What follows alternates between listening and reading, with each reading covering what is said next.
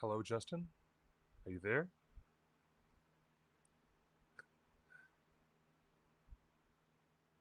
Cliff Broadway, There you are. welcome to the show. Welcome to the show, everybody. Now I can finally hear your voice, good sir. How are you?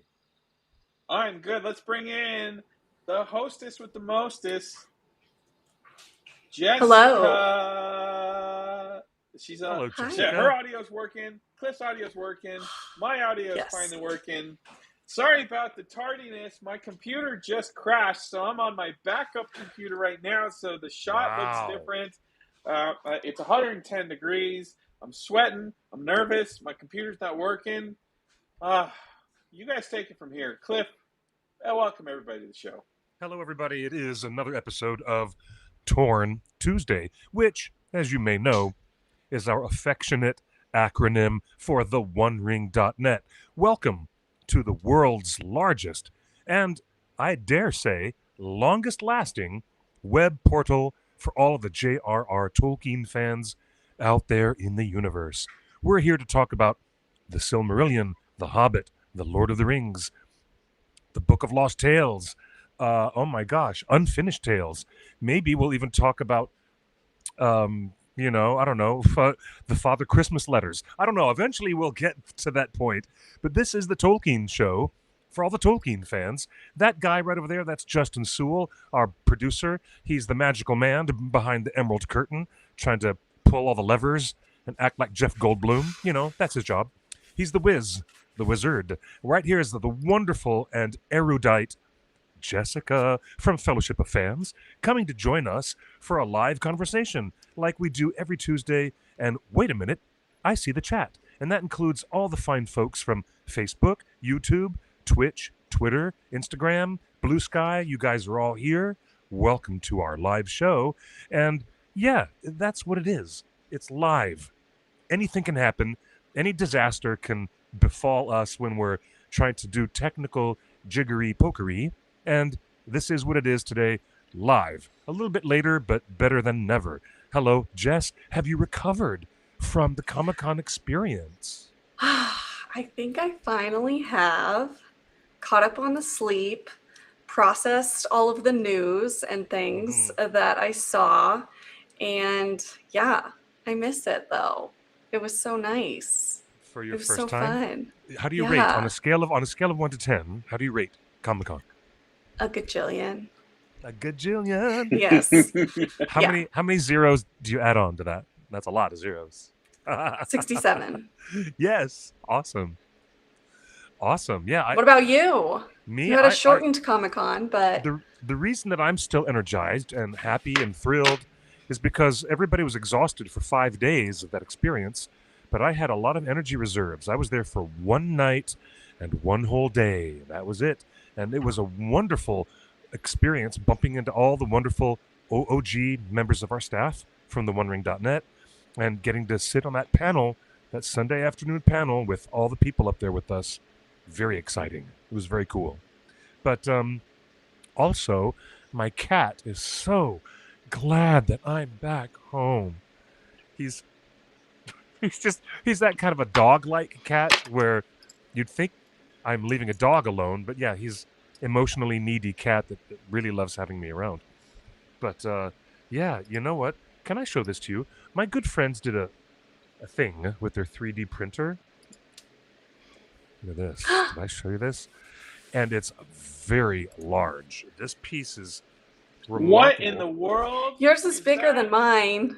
Look at that. I just And have a little one. do you know what? They probably used the same print file. They might have used the same Probably. print file, but scaled it up. There is more detail in this than a Weta bookend that you get in your Blu-rays. Ooh. And This it is is kind of, this is Minas this is a Tirith. lot of bootleg. And it's kind of gorgeous. I was at the game store, the hobbies and games store that we have locally, and I was looking at the paint section in the Warhammer department. I'm looking for a wash, the type of wash paint that will delicately go into the crevices and just reveal the shadows and all the nooks and crannies. I want to turn this into a really cool project. I want to maybe paint a little bit of detail on it because it is fantastic, and it's such a smooth printing job.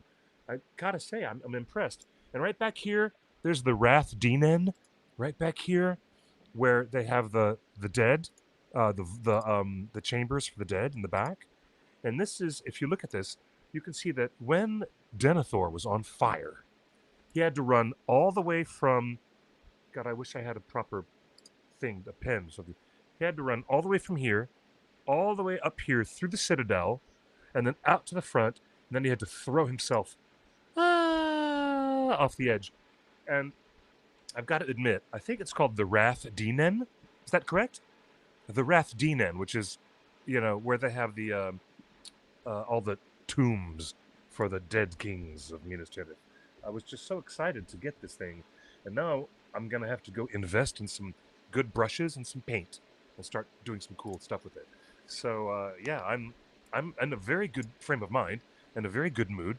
I'm just delighted to see you guys. Thanks for coming to join us. Oh, and I didn't tell the audience yet. Hi, I'm Clifford Broadway, also known as Quickbeam. Hello, everybody. Well, I can't wait to see it when it's done, because that one is much bigger than mine, that my friend did, which is a little night light, which is quite fun. No But- way! You can insert a light Yeah. in that. I love that. It's already in there. I mean, I guess you can change the batteries out when it dies, but Cool. I try to just not run it that much. That It's more is- just like a figurine. It's super, super cool. I love it. Now, in terms of miniature painting, you can get the real enamel, solid, the solid paints that are very opaque, and they will do just all the details you want. But when you do a wash, if you're not familiar, and I'm just trying to speak for the newbies out there in the gaming world, doing a wash on your miniatures is a very thin, watery kind of paint, and it's meant to only fall into the edges to make shadows of detail in the crevices. And that's basically what I want to do. In other words, it's the easy way out, is what it is. I don't know. I think it's fun. I like the wash more than doing opaque. I think Yeah. it feels so artistic. But Yeah. You guys I mean, paint miniatures on the weekend like Guillermo del Toro? I'm too nervous to mess something up, so I have never ventured into the realm of miniature painting. But sometimes I do. I've got a good friend who encourages me, and I only paint with my friend because he's got all the paints and the supplies. I got a Dark Crystal board game years and years ago, and inside of it was cool, really neat minis. And they were like Skeksis and Gelfling. And he said, let's make a project out of this. And we painted the minis, and it was so cool. It was my first experience doing that. But I don't have the hardcore experience like Elliot. You know our friend Elliot from Scum and Villainy? He's quite good at that. He's a professional. He is a professional. Yeah, quite. I don't have any miniatures. I have bigatures. I have a big thing to show. you have big As long as we're pictures? doing Show and tell? show and tell. Yes. This When you was say- a Comic-Con exclusive, and I'm not ashamed to say Oh, I am look the at owner that. of Ooh. Print Number 2. Print Number 2. How cool. The Shag artist, Lord of the Rings Comic-Con exclusive. This thing is huge. You can see it's vertical. The Dark Horse Rider reminds me of Sleeping Beauty. I was just gonna say that. I was gonna say this is such Sleeping Beauty vibes. I love that. And That would be look at the- look at that, Evan Earl. they right? are. You were about to say Evan Earl. I was about to say Avon Earl, who was the artist who Disney relied on. He, relied on him very much to create that distinct backgrounds and the imagery we associate with Sleeping Beauty. But, Shag is famous for doing, mid-century modern lithographs and prints and all the cool stuff for your 1960s tiki bar. That's what Shag That's is right. most famous for. So he was such a nice guy, and he gave me number 2, numbered edition number 2 out of 150. That's exciting and That very was from valuable. this Comic-Con? That was from this Comic-Con, and if you didn't see it, you missed out. Also, check this out, guys. I've got LED stained glass windows. They're not really showing up well, but yeah. So that's my show and tell from Comic-Con. How cool. I Very don't want to cool. talk about how much this stuff costs me because Comic-Con exclusives are so darn expensive. Oh, you mean it But wasn't a gift? You mean that the print from Shag was a gift or a purchase?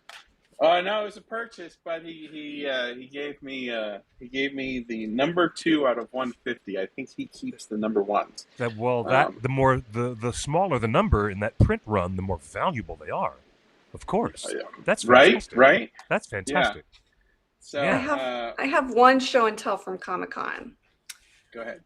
and it's little and Aw. very cute. And this was I don't know if it's in focus, but T got me this. I don't know where these were from, but this is a little tiny art by Gil Estelle's canvas. I think. Oh, Gil is Gil wonderful. Estelle's Aaron? Canvas? Is that Yeah. how you say their name? Gil is one of Estelle. my favorite artists. I love Yeah. Gil. It's great. And it is Arendelle, an Elwing coming down to meet his ship, and you know how much I love that. Arendelle. I And love that. You know, he was Gil so deserves nice. a calendar. Gil deserves Hold Yes. this up again. a calendar. He's I wanna see it fantastic. again. I Oh, hadn't wow. seen this this art.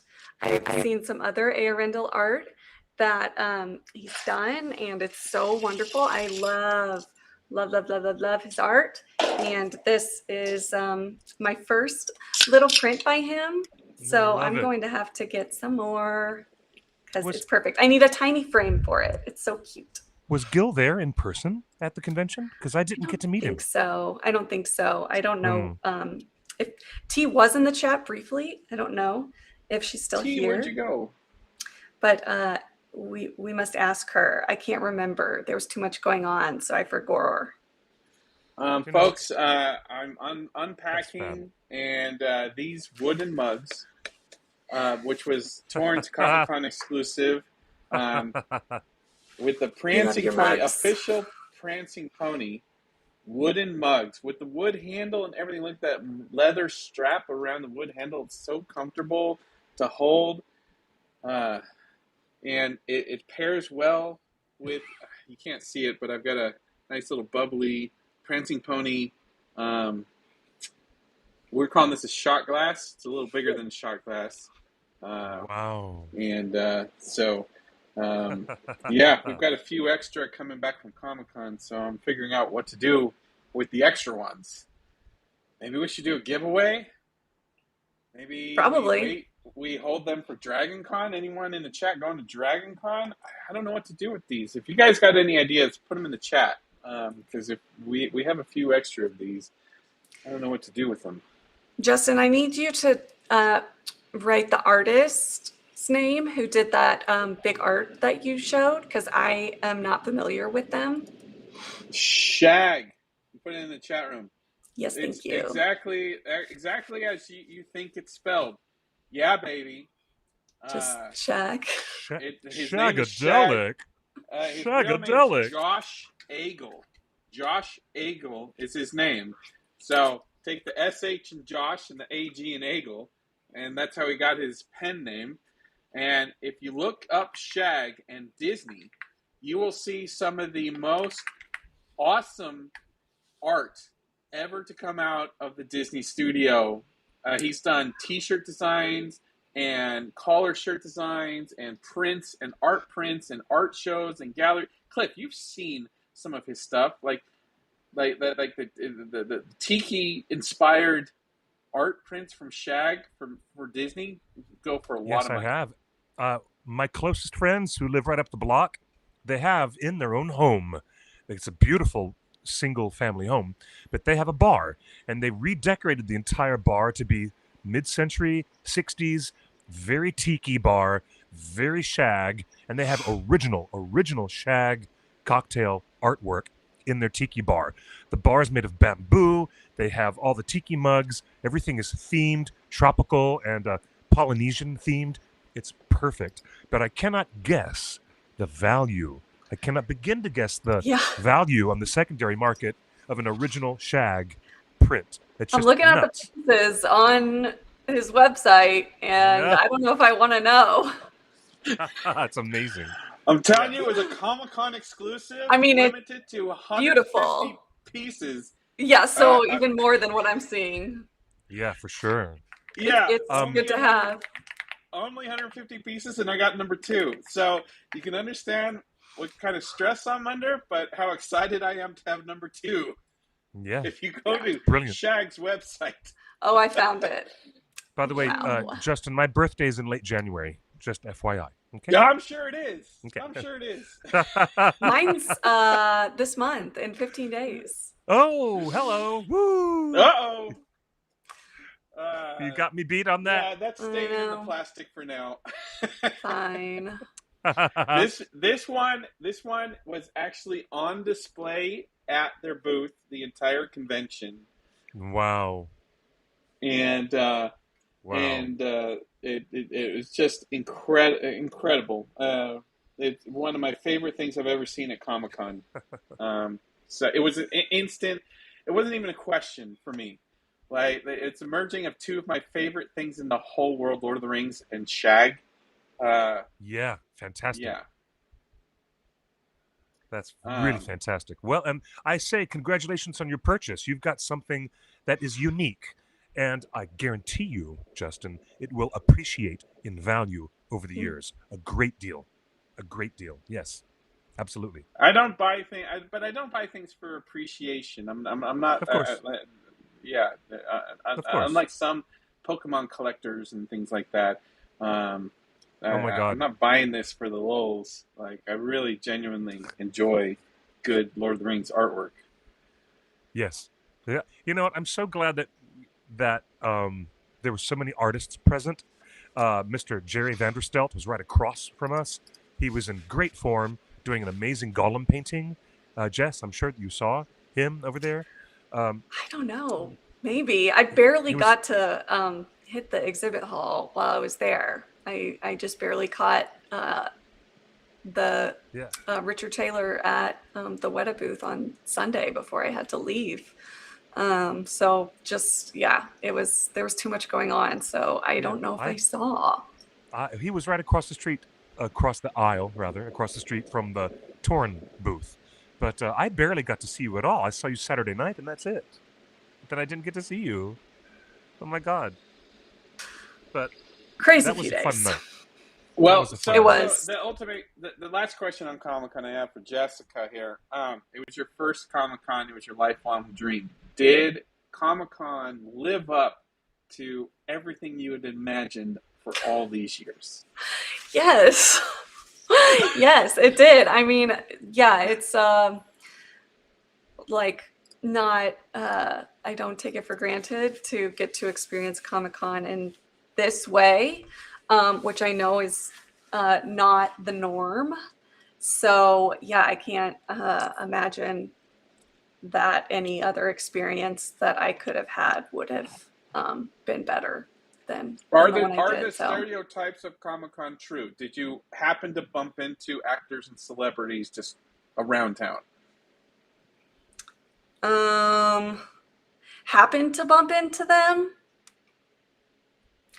I don't know At about events, that. at parties, Well, on the yeah, but show that's where floor. they are. That I don't know that it's like happened to bump into them. But Just even getting into the parties is hard. This is why everybody tries so hard to get into all these parties, right? yeah. Well,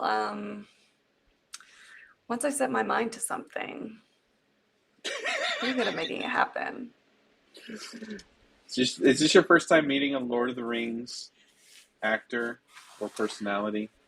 I did get a picture with Elijah Wood and Sean Astin. Sean.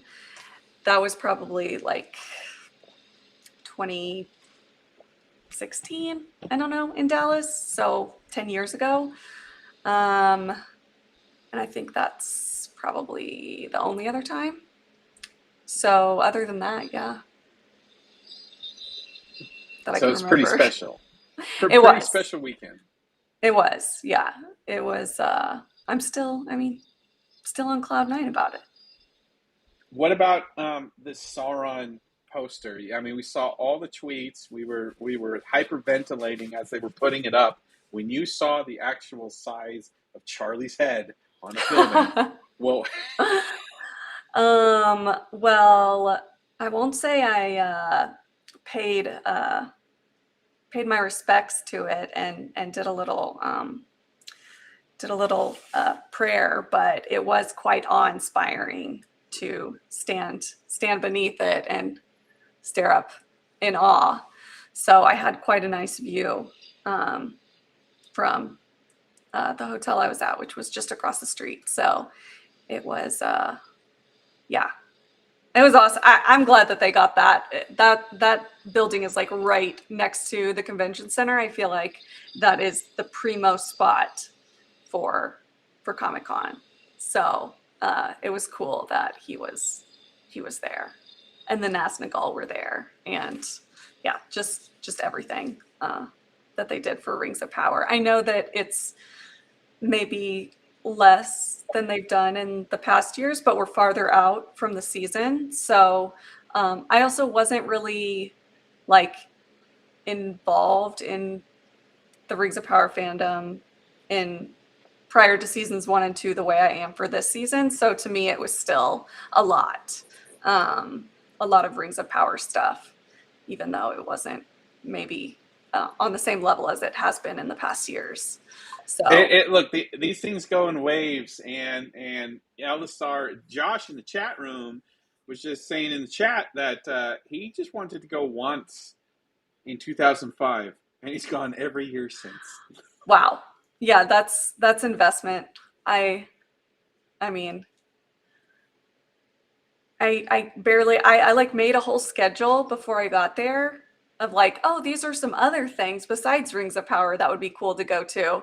And I don't think I ended up going to any of them because I just couldn't with everything else that was going on with all the Rings of Power stuff. I was like, well, I was here mainly for Rings of Power stuff, so I don't regret it. But yeah, to go every year, I mean, I can't imagine.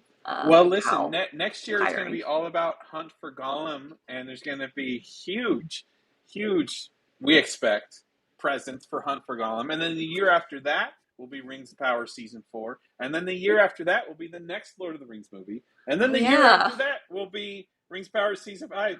So strap in, because you're going to be coming more. I hope. That would be awesome.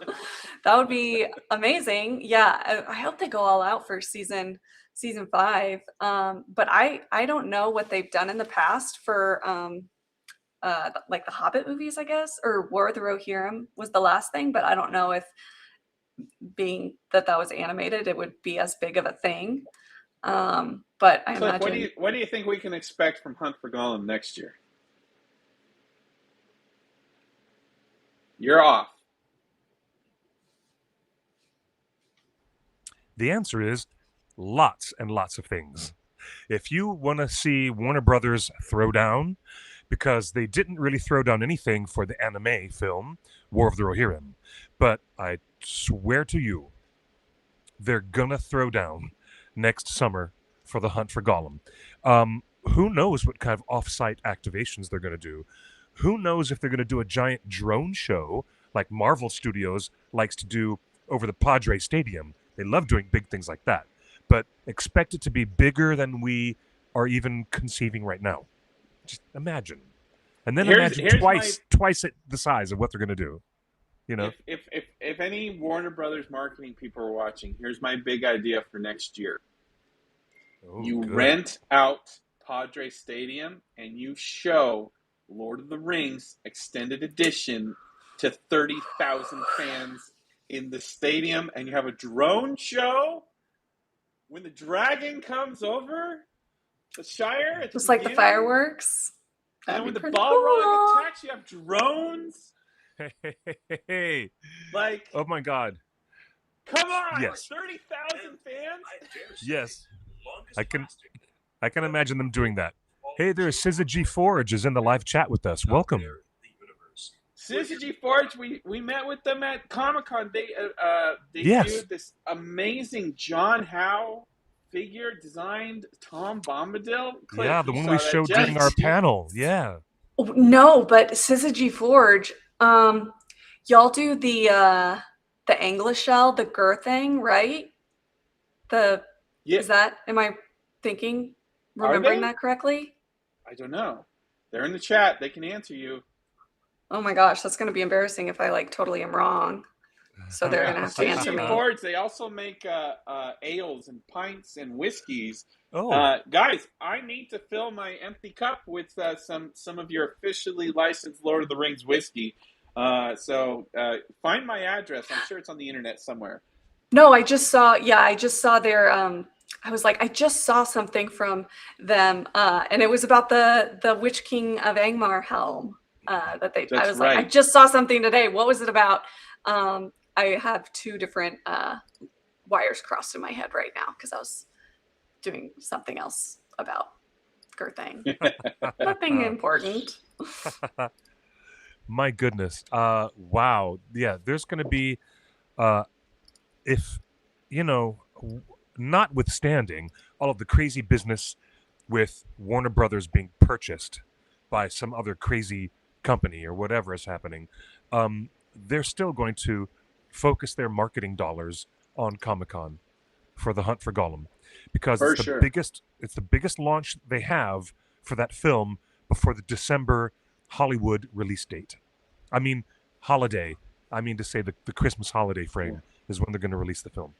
So look, T.D. Matthew, no one should be filling this with whiskey or any hard alcohol. Drink responsibly, folks. Or don't drink it all in front of a camera, first off. Fill it with water, don't like drink Justin. It all. Yeah, like we're not filling this up. We're filling this up with nice Waterloo sparkling water. That's what we're filling this up with. You know what? Yeah, Justin, you're not Rick Sanchez. You're not busy in your secret scientific sub-basement having aliens make the best vodka in the galaxy Behind for you. Behind that door is maybe. a teleport. Maybe. Listen, let's get to our main story. I think last week we watched the trailer, and we did not get copyright clips. So thank you, Amazon, for the support. Thank you. I don't know if we're watching anything today, but that was I was waiting. I was like, is it going to get taken down today? What about today? So shout out to Amazon for supporting fans and supporting and not getting us taking it down. I watched the trailer for the first time. I saw a bunch of people screen capping my reaction, and I thought that was all I had to deal with Celeborn. But today we're going to go through all of the interviews and press interviews. Yeah, I mean, we created a whole doc today, didn't we, Jess? Of all I helped a little. All the information that was released post-trailer.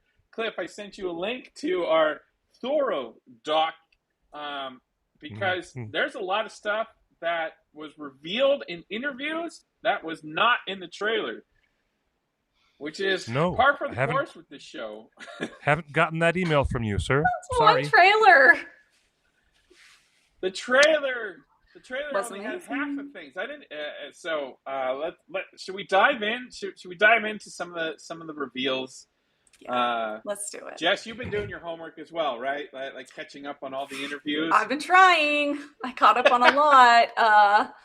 Whether it stayed in here or left after I watched it, it was kind of information overload. There's been so many interviews that have dropped since Comic-Con. So I don't want to share my whole screen. Jeez, Justin, if you would, please do email me that because I don't have it. I'll drop it to you, Cliff, in Discord. Does that work? You got that pulled up? No, I don't have Discord on my laptop. Okay, I can send it to you. I can email it to you. Let's see here. What can we do? How do we share a screen? Oh, here it is. This Google Doc. Yeah, here it is. Got it. Cool. Okay. Well, first off, the Empire magazine. Let's go through the big hits. While I figure out how to share something. I love that you start with that. When I'm waiting for my copy to arrive to the US, and I'm kind of annoyed that we're so behind. So I've seen all the pictures, but I refuse to read the whole article. I have seen clips though, because I want to read the magazine in front of me. I want to sit and read what the whole written word. But didn't you say it's going to be like 3 weeks before it gets here? Which is so... It's usually... So we had a Discord insider actually went to a bookstore in New York today, and they said they're expecting it possibly by the end of this week, possibly. They say that. I have while you're pulling stuff up, I have a story to tell, and I'll be brief. Because in 2024, oh, wow, I get the full screen. Okay. In 2024, I had just had a quite extensive knee surgery, and I was on crutches for about 3 months. And the first time that I was going to leave the house in like 3 months was to not go to like physical therapy or something. It was supposed to be the day that the Rings of Power Empire, the like cool lenticular covers, were supposed to hit newsstands in the US. It was that day. So I went to the Barnes and Noble near me and put on not like shorts and t-shirt for the first time in 3 months with my crutches. And I got there and they did not have it because it's the US and we're bad at magazines. And I had a full-on breakdown in the Barnes & Noble. I was very emotionally fragile at the moment. I have since recovered, and it is funny in retrospect. But yeah, so then I ordered it. Actually, my dear husband ordered it for me online while we were still in the store because I was crashing out. So then a couple months later, I went there, and they had one on the newsstand. So I picked up that one and got both covers. So that's the end of my story. I don't know if anyone is still here. It's very quiet. Wowzer, that's fantastic. That's fantastic.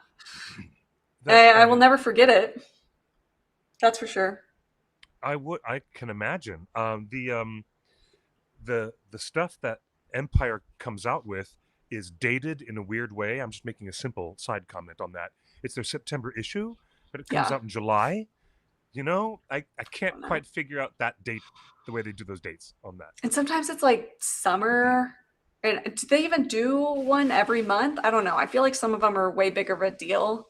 Maybe I just follow those ones closer because I went to Barnes & Noble this past weekend to see, and they still had the Spider-Man one, which I think was June. Yes. Yeah, so. I mean, I know the comic book industry will put out an issue, and they'll call it August, but they'll really put it out in July, only a 1 month ahead. But it looks like Empire Magazine is way, way, way ahead of that curve. But I'm going to wander down to my local Barnes & Noble down here at the Grove here in Los Angeles. I'm going to try to see what they've got a little later on tomorrow morning.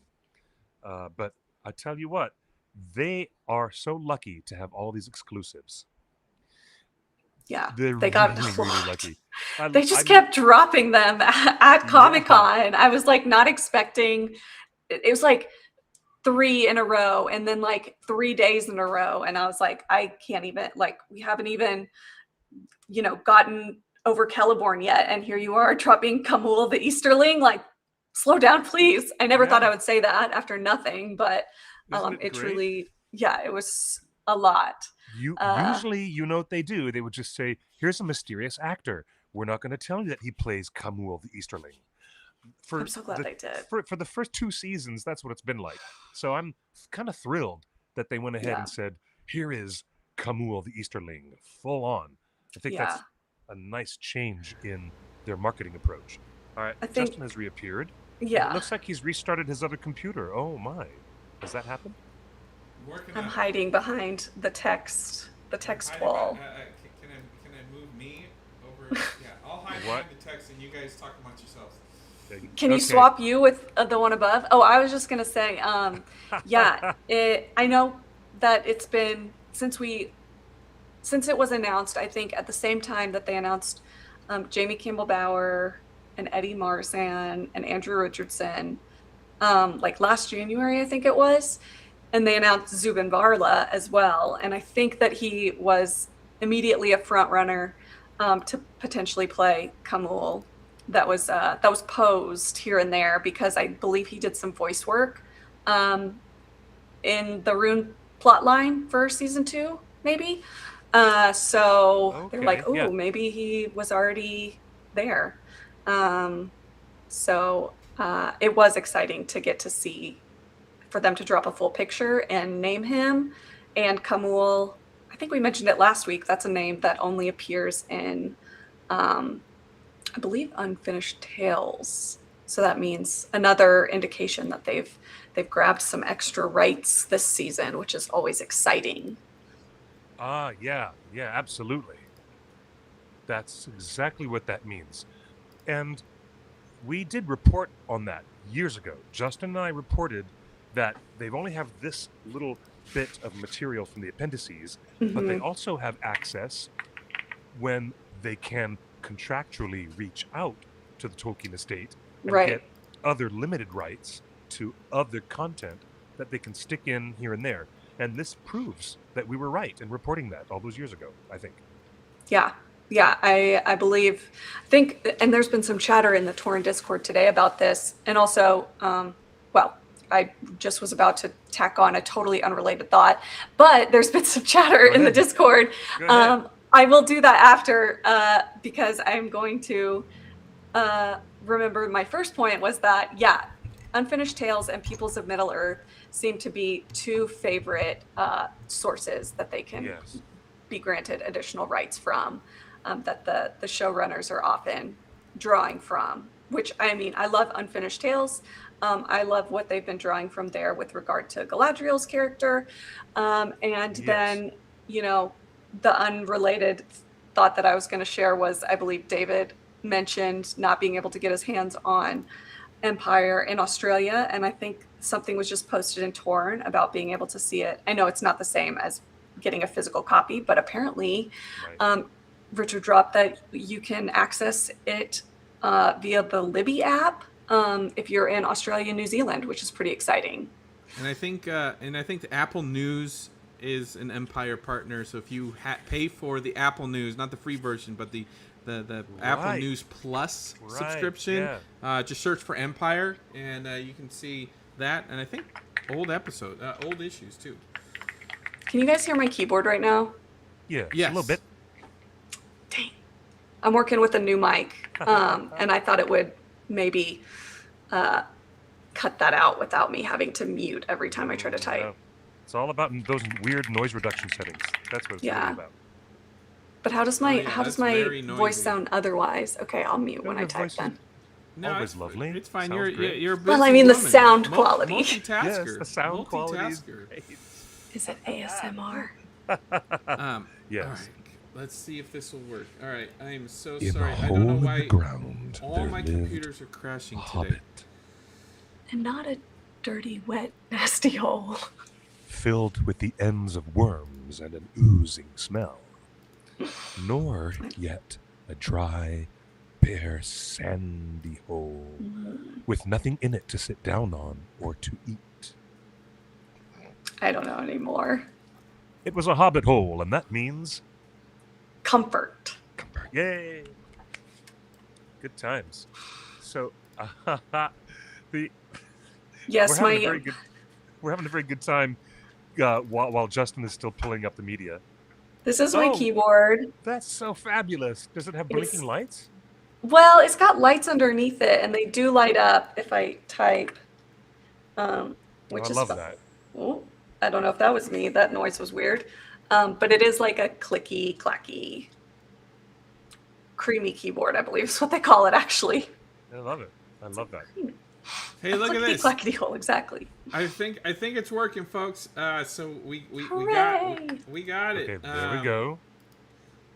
Oh, don't freeze on me again. Looks like Empire Magazine All right, has a let's brand do new this cover. so everybody can see. That Hey, looks good, chat right? likes the ASMR. It does, yeah. It looks. I mean, we can see it. So which right is now, correct me if I'm wrong. There's only been one magazine release for Rings of Power so far. Usually, we're gifted with Entertainment Weekly, Vanity Yeah. Fair, Total Film. Empire so right now, got everything. Yeah. the only one that's been released is Empire Magazine with a big cover thing. Also, I want to get this issue for the Sam Neill tribute. Thank you everybody for putting up with my Sam Neill tribute a couple of weeks ago. I'm still at a just huge loss for that. But would you look at this? Yeah. This is the Empire Magazine.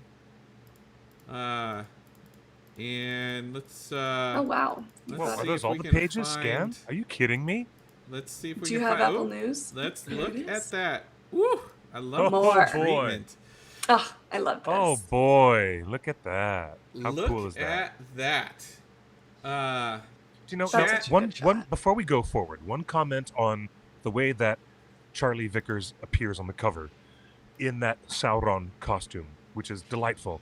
But we see the elements of his design coming more and more into alignment with the Sauron that we saw in full plate armor in the opening of Fellowship of the Ring.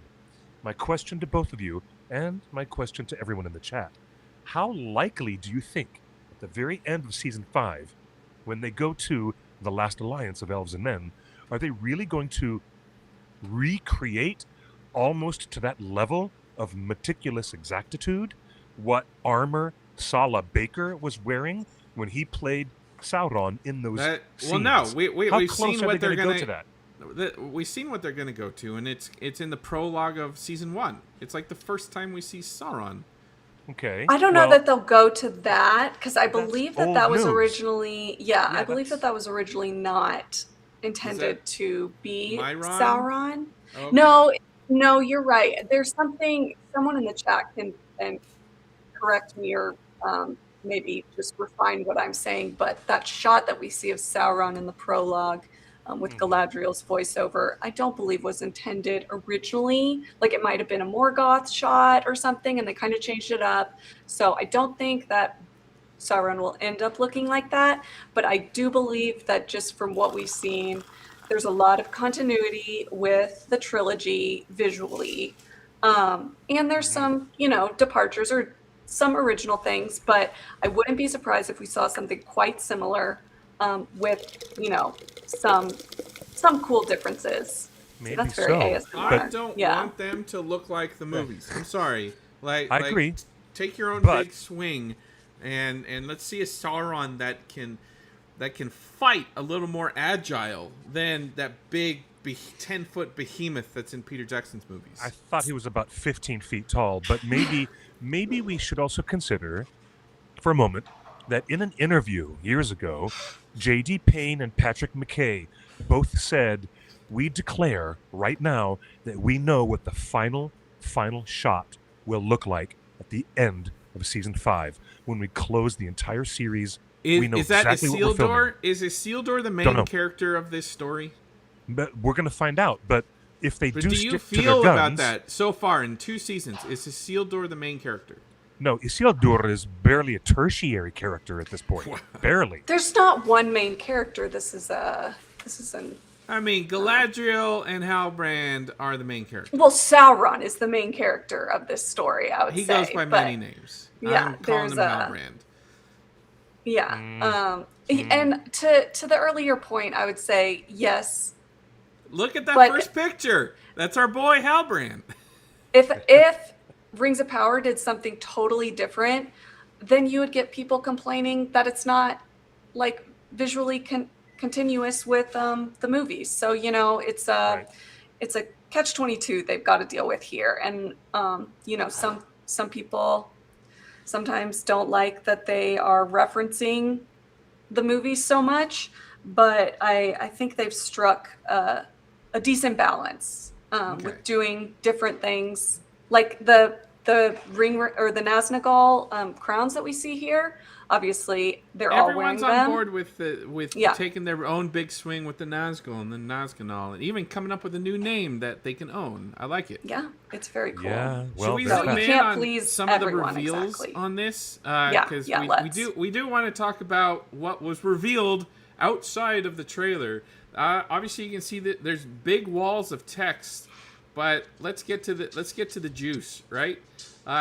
Says right here, the forging of the One Ring to rule them all. What McKay describes as the most iconic visual in Tolkien's entire legendarium. This is it, folks. This is the pinnacle of the show.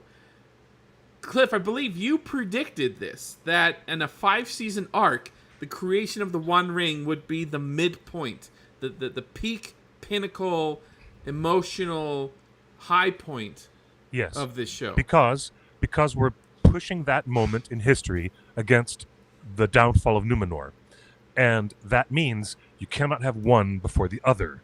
I mean, it's been quite a thing with the showrunners playing with time dilation and time constriction with the overall large thousands of years of history, but they can't do the destruction of Numenor before the creation of the One Ring. So I figured that season 3 would be that moment when they bring the One Ring into existence, and that will lead into all the cataclysm that can happen in season 4.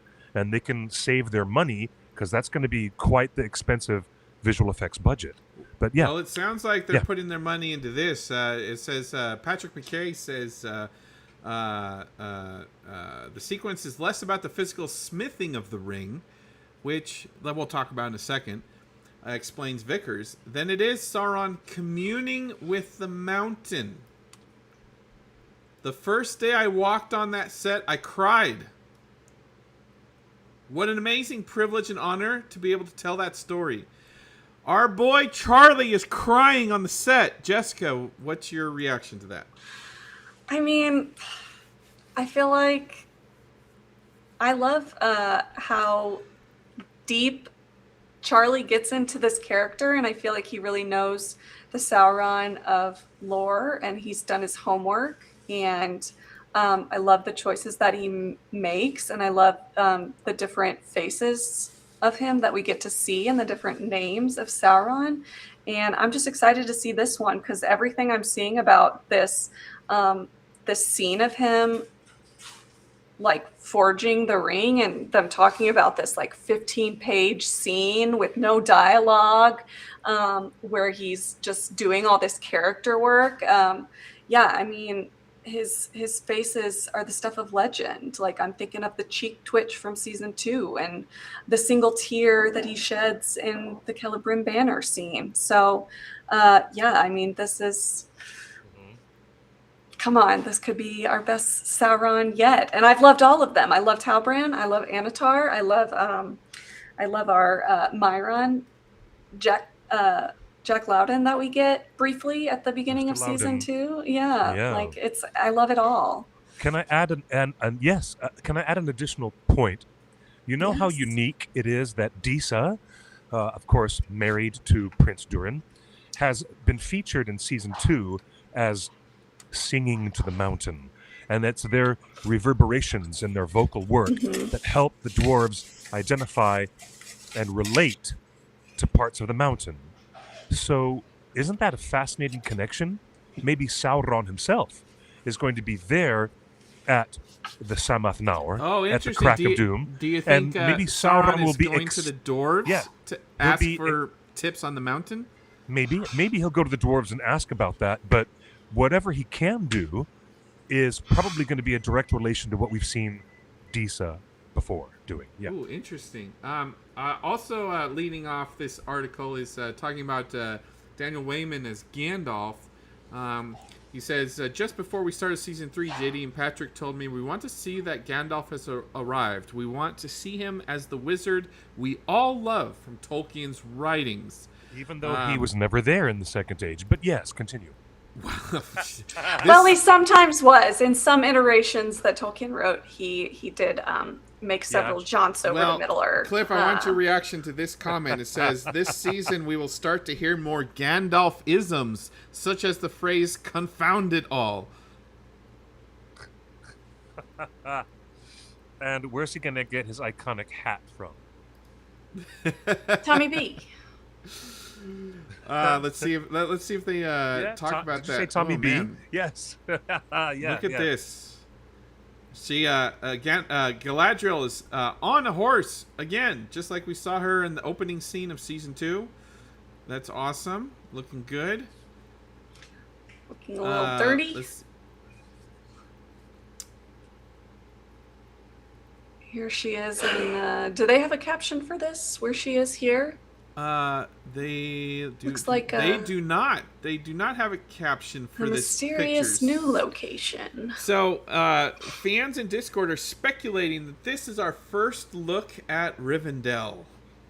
You can see the wood etchings on the support structure around the stairs that she's walking down. Obviously, she's surrounded by in a wooded area because there's a real tree right next to there. This and I want to say that this architecture style is reminiscent of what we saw at Círdan's homestead, the shipwright, in season 2. So the elves have a style. This does look unique from what we saw in Peter Jackson's movies. Cliff, are you ready for a Rivendell that looks different? Totally. Well, I mean, it's going to have some time to have it built and built out. And if you've ever built an expansion or an extension of your own home, you know that things get built out. So yeah, of course I can deal with that. But take note of the lantern hanging above her, and maybe it looks like a gazebo style, but you see the roof or the eaves that is over her, from which that light fixture hangs. That, to me, is more of a key element of a Rivendell style of architecture. It's open on the sides. There's no walls, but there is an awning or an overhang, this type of roofing, with open columns and open walls all around. That is distinct to the Rivendell style, I think. I agree, and I think that's what we're looking at. This is our first shot of Rivendell. So it is interesting, Jess, that you pointed it out that there is no caption for this photo. I think that's on purpose. You know? I did see someone mention, I think it was Otaku, who I think is gone now, mentioned in the chat earlier that somewhere they said they were going to be, or maybe they filmed or went to the location in Switzerland. Oh, Otaku's still here, where that Tolkien was originally inspired by in his own. Oh, that's right. We painting. revealed that at the panel on Sunday that they actually shot the show in Switzerland from the valley of that Tolkien himself painted a watercolor of his own Rivendell. Which, I mean, that shot from the end of season 2 overlooking that valley was extremely reminiscent of Tolkien's own art. So they had already kind of nailed it. I posited that final shot in season 2 was actually a Hildebrandt inspired, Cliff. I mean, it was very Technicolor. There could be multiple. Who's Hildebrandt? The brother is Hildebrandt. The brothers Hildebrandt. No, I know. I just couldn't recall the connection, but it does look like Tolkien's art and Ted Nasmith's art of Rivendell, that one shot from the end of season 2. Brunnen. Okay, so let's go on to this photo in this on this page opposite Galadriel. That is Camul, who is one of only 2 named Nazgul by Tolkien. Technically the only one. Well, I mean, the Witch King is a title, not a name. I thought there was another character. I thought Tolkien named one other person.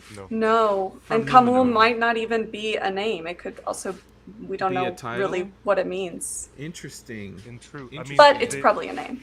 The title of the Witch King is an honorific, and it is probably meant to further disguise who the individual really was in his mortal life, and to bring forth more of a a separation from that reality and make him more intimidating and scary because he is associated with that title of great evil. This picture is probably the thing that it's got me most excited about the show. And this is that's because exactly for what I years, wanted out of the we show talked since about the that. beginning. Yes, from the beginning we've said we want to learn about the lives of the men before they transformed into ring wraiths. The show is called we've Rings always said of that. Power. Yes, That's right. Literally, this is exactly what it's supposed to be about. The men that hold the Rings of Power and compete for them. Which I'm excited to see. I'm This excited. competition. This competition that they're talking They about. have a unique opportunity to show something of the transformation from a mortal who's in the seen world into the unseen world, and what it is like for that transformation. And because they have episodes and episodes to do it, they might be able to show us some, body horror, Yeah. like Cronenberg style body horror. They might be able to Ooh. show some stuff. Yeah. Yeah. Yeah. I'm really excited to see that because they've specifically called out that the Nazmgal are, not fully wraithified yet. But I can't remember. Yeah, you don't get Just- wraithified until you're dead.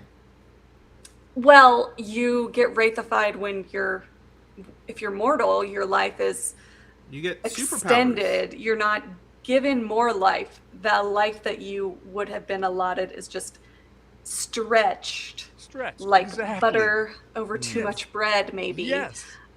So that stretches your Theia to where it's extended into the Wraith world. So I think we'll get like little hints of that, but it's not going to be a full transformation yet. But I like this this potential to see what that looks like when they put on the rings, and does it have an Are we all immediate frozen? effect on them? No, are you? Am I? I don't know. Who's frozen? No one's frozen for me. No one's frozen. But Cliff, Okay. I think you need to hold the mic up to your mouth. You're a little low in my ear. The whole thing just froze, by the way. Okay. For you? And then for me, everything Okay. just froze for several seconds. Yes. But it's back now. All right. Yeah, everything's back now. Here's Okay, the thing. So on from the coolest thing I've seen to something that makes me nervous, and I want to get your Oh, reaction. boy. Maybe Jessica, maybe you can pull me back from the brink here. Let me pull you back All right. from So catastrophizing. right here, right under the first words, right under this awesome photo, is McKay promises some shocking twists, deaths, and people turning to the dark side. So more twists. What's wrong with twists? What's wrong with making He's out not with your mother-in-law? promising mystery boxes. This is The true. You know what? The last time that we were given a big warning about a shocking twist was the kiss between Elrond and Galadriel, and look how that turned out. Did It they has warn us become- about that? It has They become didn't warn us about that. They had influencer screenings, and the influencers were like, warning you guys. Morphith Clark on an interview on that's a red right, carpet. on the red she carpet. warned us way ahead Oh of time. yes, she said We a were kiss. warned ahead of time. Now, look how bad that turned out. It has since become my favorite cudgel, a cudgel that I use to beat them over the head with. I do it every week. You know me. I'll never let that go. I will never let it go. We should let However, it go. It's Well, so let much me ask you nicer when this let about the things next go. comment here, Cliff. She just says, like Elsa losing Yes, control of her exactly. I'm not powers gonna sing. Arendelle. Well, Okay, I might sing. McPain are saying, wanna having build a started this snowman? series Sorry. as an avenging angel, as Payne puts it, Galadriel is now a longtime ring bearer, grappling with the gift of foresight, along Yes. with the accompanying burden that her ring Nenya brings her. To quote McPain, "It seems to me that these elves have just such intense, intrusive thoughts constantly about what's going to happen," says Clark. "She's having an absolute crazy time in her mind." So that's quite fun to play. I feel like she is kind of Well. alone in the way that her mind and the ring and Sauron affected her. All right, so I'm excited about that last statement. Also, the ability of the 3 elven rings to provide their bearers clairvoyance, or perhaps that ability They're to not saying that the 3 speak rings to each do other. it, only her ring does it. Yeah, but they're going to be They able said to it visually last show season. the process, you know? Okay. They also did provide last Maybe season. I'm just suggesting that maybe that Gil-galad. will make her more crazy mentally. Okay. You Yeah, guys froze they again. did indicate Gil-galad last season spoke with Galadriel, asking her if the ring had kindled her gift of foresight, and he had foreseen some stuff already, and we got a little flash of that, what he had foreseen. So I hope they continue to kind of show some of that. Well, after getting absolutely wrecked by the appearance of Celeborn in the trailer last week and seeing a kissing, nasty kissing on screen, that you this is paused great. on for a This while. this is great to see that. I feel like she is kind of alone in the way that Sauron affects her mind. So we're still playing the Haladriel game here. It's right there in print. That her mind and the ring and Sauron, 3 separate subjects to that verb. I can imagine that my mental structure would be deeply affected in a horrible way if a powerful Maiar spirit like Sauron was inside my skull messing with me. Yeah, that would mess with me too. Of course it would. Digging around in there. Well, the next quote is interesting. We already know Galadriel's going to discover that her husband, who she thought was dead for 1,000 years. I just want to put a little point on this. I've spent 4 years arguing with you guys that she thought he was dead. Not that he was gone. No, you said he was dead. Because she said he was dead. D-E-D, yeah, that's what dead. we were telling you. She thinks he's dead, not that he actually is dead. No, but there were people that are arguing that like, oh, she didn't mean dead. She just mean gone. Like, no, it's right here in writing. Who she thought was dead for 1,000 years. So I just want to put a button on that saying I've been right this whole time. No, you have not. You've been absolutely... Don't double down on Okay, this, Justin. Okay, Justin.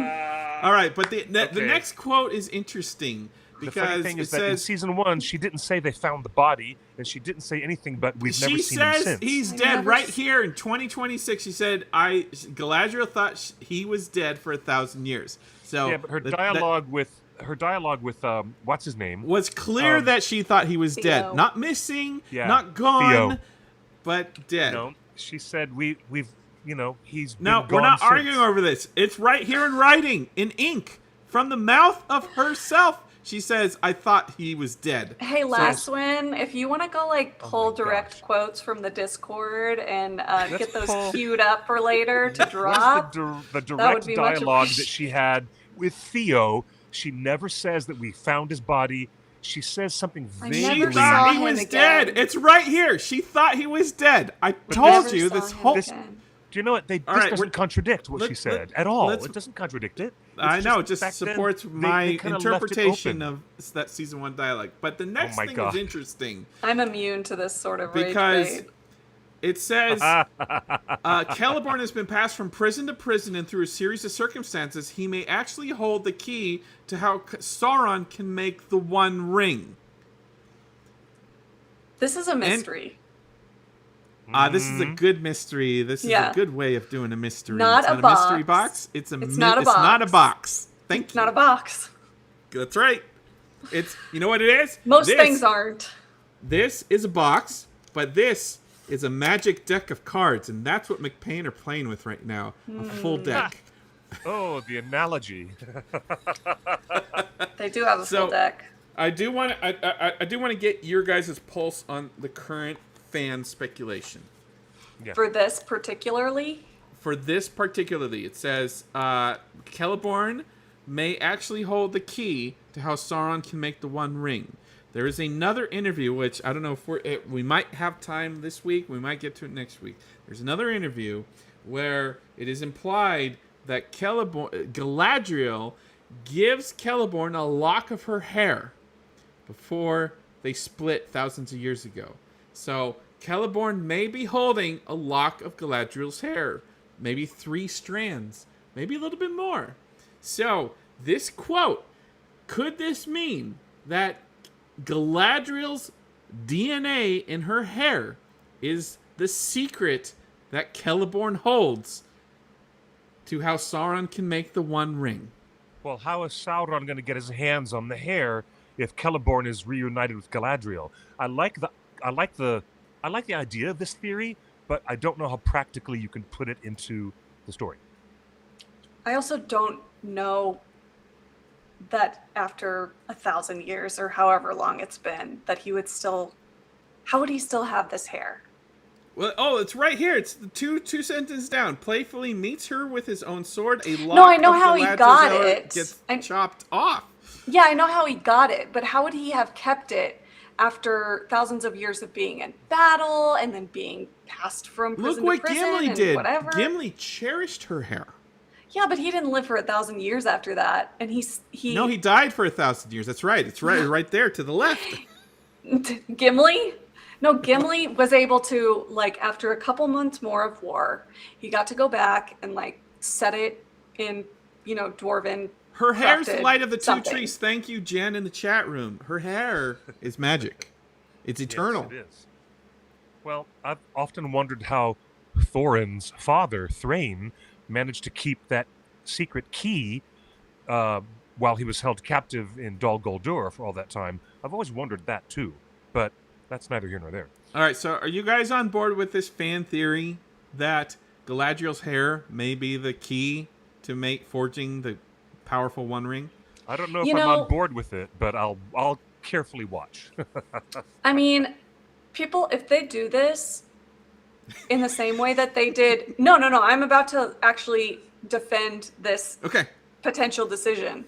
If they do this, people are going to be like, this is so dumb because of dumb reasons. Because I think that actually, I'm not going to get into this totally right now, but I think that what they've done with Mithranium and the light of the two trees that's been threaded throughout thematically throughout the seasons is actually really quite fascinating. And if they do this with her hair, because I mean, as someone remarked in the chat, it is said that caught within her tresses is the light from the two trees.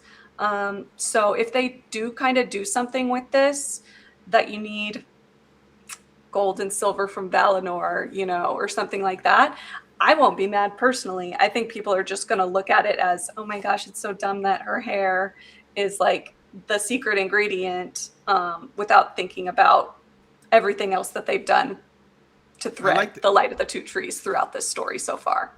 I like this theory too for two reasons. Number one, when they made the three elven rings, they melted that dagger that was exposed to the light of the two trees, right? And we all thought maybe it's mithril, maybe it's the mithril that was the magic part of it. Maybe that's what Sauron's trying to figure out. What was the magic component that made those three elven rings? And maybe it is exposure to the light of two trees. So if her hair has that same qualities, I like this theory. Number two, let's go to the real world.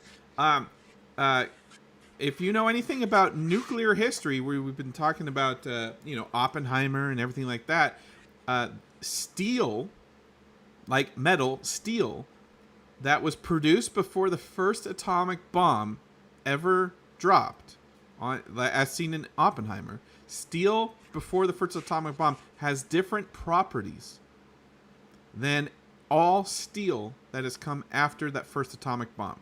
That first Oppenheimer bomb changed metallurgy for all time in the world. Really? I'm not joking. You can look it up. I didn't know that. Oh.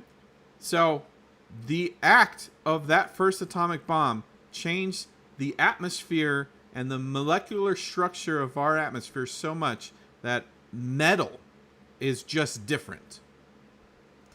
And I like that if they take that concept where the air, the light of the two trees, anything exposed to the light of the two trees was just changed forever because of their exposure to the two trees, just like the atomic bomb. So if we were talking about chemistry class, then you're talking about new isotopes. Yeah, that's fascinating. Guys in the chat room, I'm totally oversimplifying this. Don't grade me. but thank you, Paul, for just saying yes. It's true. That's my point. That's just my point. All right, let's go to the next page here. This beautiful photo of Mr. Gandalf in his gray pointy hat. Do you think that's Tom Bombadil's hat? Well, Yes. it might be one that Tom made for him. We can confirm in another interview, which I don't know if we're going to have time this week, maybe next week. They have confirmed that Tom Bombadil is coming back this season. Oh, okay. That's a nice surprise. There's a lot of surprises revealed in interviews that weren't in the trailer. Nice. Including one that I'm really excited about. Yeah, that is. I mean, I'm pretty sure that's the hat that we see. What is the first look? Was it Vanity Fair that did Tom Bombadil last season? And he's Yeah. wearing a hat and he's standing, and Gandalf Yep. is sitting in the chair and he's looking over him. And I mean, this looks. Remember we got Bathtub Gandalf last season? Yeah. The only partially nude scenes that we've gotten in Rings of Power have been both Gandalf. Interesting. Interesting. Yeah. Oh, I brave. hadn't even thought about that as partial nude scenes. But yeah, that counts. Yeah. That counts. Yeah. Old men are okay. He's not that old. Gandalf is supposed to appear as an old man. That's according to Tolkien. Am I Well, wrong? how old is old? Well, you're talking about the Third Age appearance, which is something that they have made such a significant departure from that we're in a whole new sandbox. Because it's the And second age. It's, this is the way that JD and Patrick are doing it. They're doing their own thing. They're playing in the sandbox with their own things, and we just have to accept it on their terms, basically. And I've said this years ago, and I hate to repeat myself, but it helps us to swallow the little jagged pill of disbelief that there's even Istari in Middle Earth in the Second Age at all, because they're doing their own thing with this show. Sure. And that's Speaking okay too. of That's okay. taking everything that they're giving, swallowing, as you said, Jamie Campbell Bower looking stunning here in his first age armor.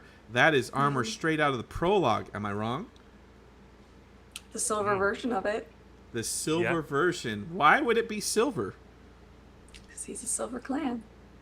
Oh, is that a colloquialism or is that Tolkien's own nickname? No, I mean his name means silver tree. That's just a reference. So it would make sense if he would have a silver armor as opposed to Finrod, who's from the golden house of Finarfin. He would have gold armor. I don't know if you have like a picture of Finrod's first age armor. Oh, those are the guys that were around the table that all draw their swords into a circle Yeah. in the prologue. He's Yeah, there. Paul Vincenti in the chat says, I thought that was a pic of Brienne of Tarth. Ha! No, it's Gawain Hightower, actually. He does look a lot like Gawain Hightower. You know, Yeah, a lot he's of been people- getting kinda that. does. A lot of fans have been talking about how good Jamie looks. I'm totally on board Yeah. with this. But what I've heard no one talk about is that he is standing in a river surrounded by dead bodies. Are those orcs? Are those first age warriors? What do we think he's... Did he do this? Like, he's got no... Does he have blood splatter on him? Or is he just discovering coming across this? He's the last of his troop. Of his Interesting. It looks like he's battered Mhm. and travel worn and weathered, and this is Sad. probably an after effect of having been imprisoned for and enduring all those horrors for so many thousands of years.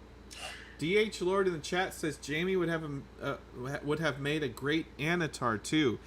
Hold that thought, because I have theories. I think based on the haircut that we see here, with his hair being quite shorter, I think this is probably Celeborn in the first age, because we do see his hair looking longer in the shots that we see of him and Galadriel interacting. But this looks okay. a lot like Well, I like that phrase, interacting. I'm gonna keep that one. Okay. The scene the dancing scene, I feel like his hair length is shorter, like this. I'm But it's asking also a serious question here for both of you. Are we entering a situation like Twilight, where it's Jacob versus Robert Pattinson? What? no, no. Sauron versus Celeborn? Like, fans will choose. It's Like, okay. her Cliff. destiny Don't is get obviously. baited. Don't get baited. Yeah, all right. Jess, thank you for the cautionary advice. All right, here's something. No. Here's something I want to get your Justin. opinions about, because I Stop. don't necessarily have an opinion on this. So I'd They love to will know probably lean into it for the marketing, though, and I wouldn't blame them because it will be quite entertaining to pair what those do you three think together. of this this description of Crouching Tiger, Hidden Dragon style dance fight with swords amongst the trees between Celeborn and Galadriel? Hey, Amazing. I love wire fu. I loved when the acolyte appeared, and suddenly there's Trinity as a Jedi, and she's doing wire fu in the Star Wars universe. I love that concept. That kind of fight choreography should be elegant and beautiful and like a dance. So I'm all on board for that entirely. I love it. There was a very, very great scene in Shang-Chi where you had Yes. the mom and the dad, whose names I can't recall at the moment, but doing this sort of dance fight, which inevitably that one was inspired by Crouching Tiger, Hidden Dragon as well. But it was very romantic, and just if they do something similar, very playful and flirty and sensual. So I love that concept. I loved it in Shang-Chi, and with these two, I feel like it will be great. Like, I can't wait. And cutting off a lock of her hair, which is just so meaningful in Tolkien. I just can't wait. Yeah. I think that's so exciting. You can have people complain all day about the acolyte, but here comes Carrie-Anne Moss doing amazing high-end wire involved stunt work and fight choreography In a Star Wars movie show. In a Star Wars show. But if you get Celeborn and Galadriel to do that, elevated. You're totally in. Elevated. You're fully in. Cliff is in. Kind of tickled. I'm kind of tickled by the I know. concept of that. I Oh love boy. it. I love it. I would As be long as- too if it wasn't Celeborn. As You long love him.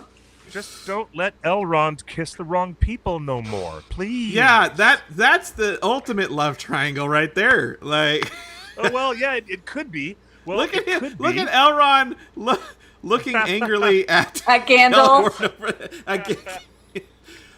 Hey, this amazing photo of Elendil is the first time I've truly felt that there's any sort of religion or religious overtones in this show. This is my second favorite photo of the entire trailer and release so far. You know what? The way that is a really lovely shot. The way it is framed, and I would say the composition of that shot is really gorge. Really gorge. Love it. Yeah. And it's religious. I mean, he's down on bended knee.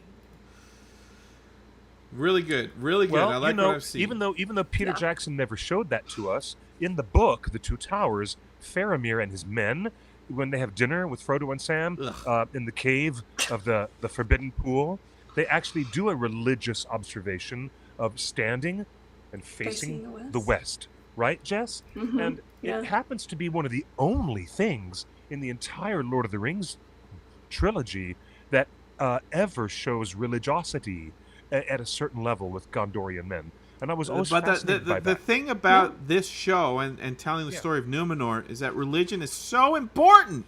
Like, it's the crucial part of this. And to have no religion in the show this far is kind of doing disservice to the Numenor storyline. Moving on to Old Yoda we talked about that. Is there a nickname for this guy yet? His name is Marnook. Why does he need a nickname? He has a wonderful name. His name is Baby Girl. Oh, but there it is. Baby Girl Marnook. Marnook. I'm calling him Old Yoda. No. Look at him. Although he does kind of look like Yoda here, I have to say. Yeah, He looks it's most Yoda here. He doesn't really look Yoda-y in the other pictures. This is that like we've got of Yoda's him. stepbrother that nobody talks about. You know, he drank the Enter out. He grew tall. Are those nose rings above his septum? Mm-hmm. Yes. Okay, cool. Yeah, he's the cool Yoda. Do you think he talks differently?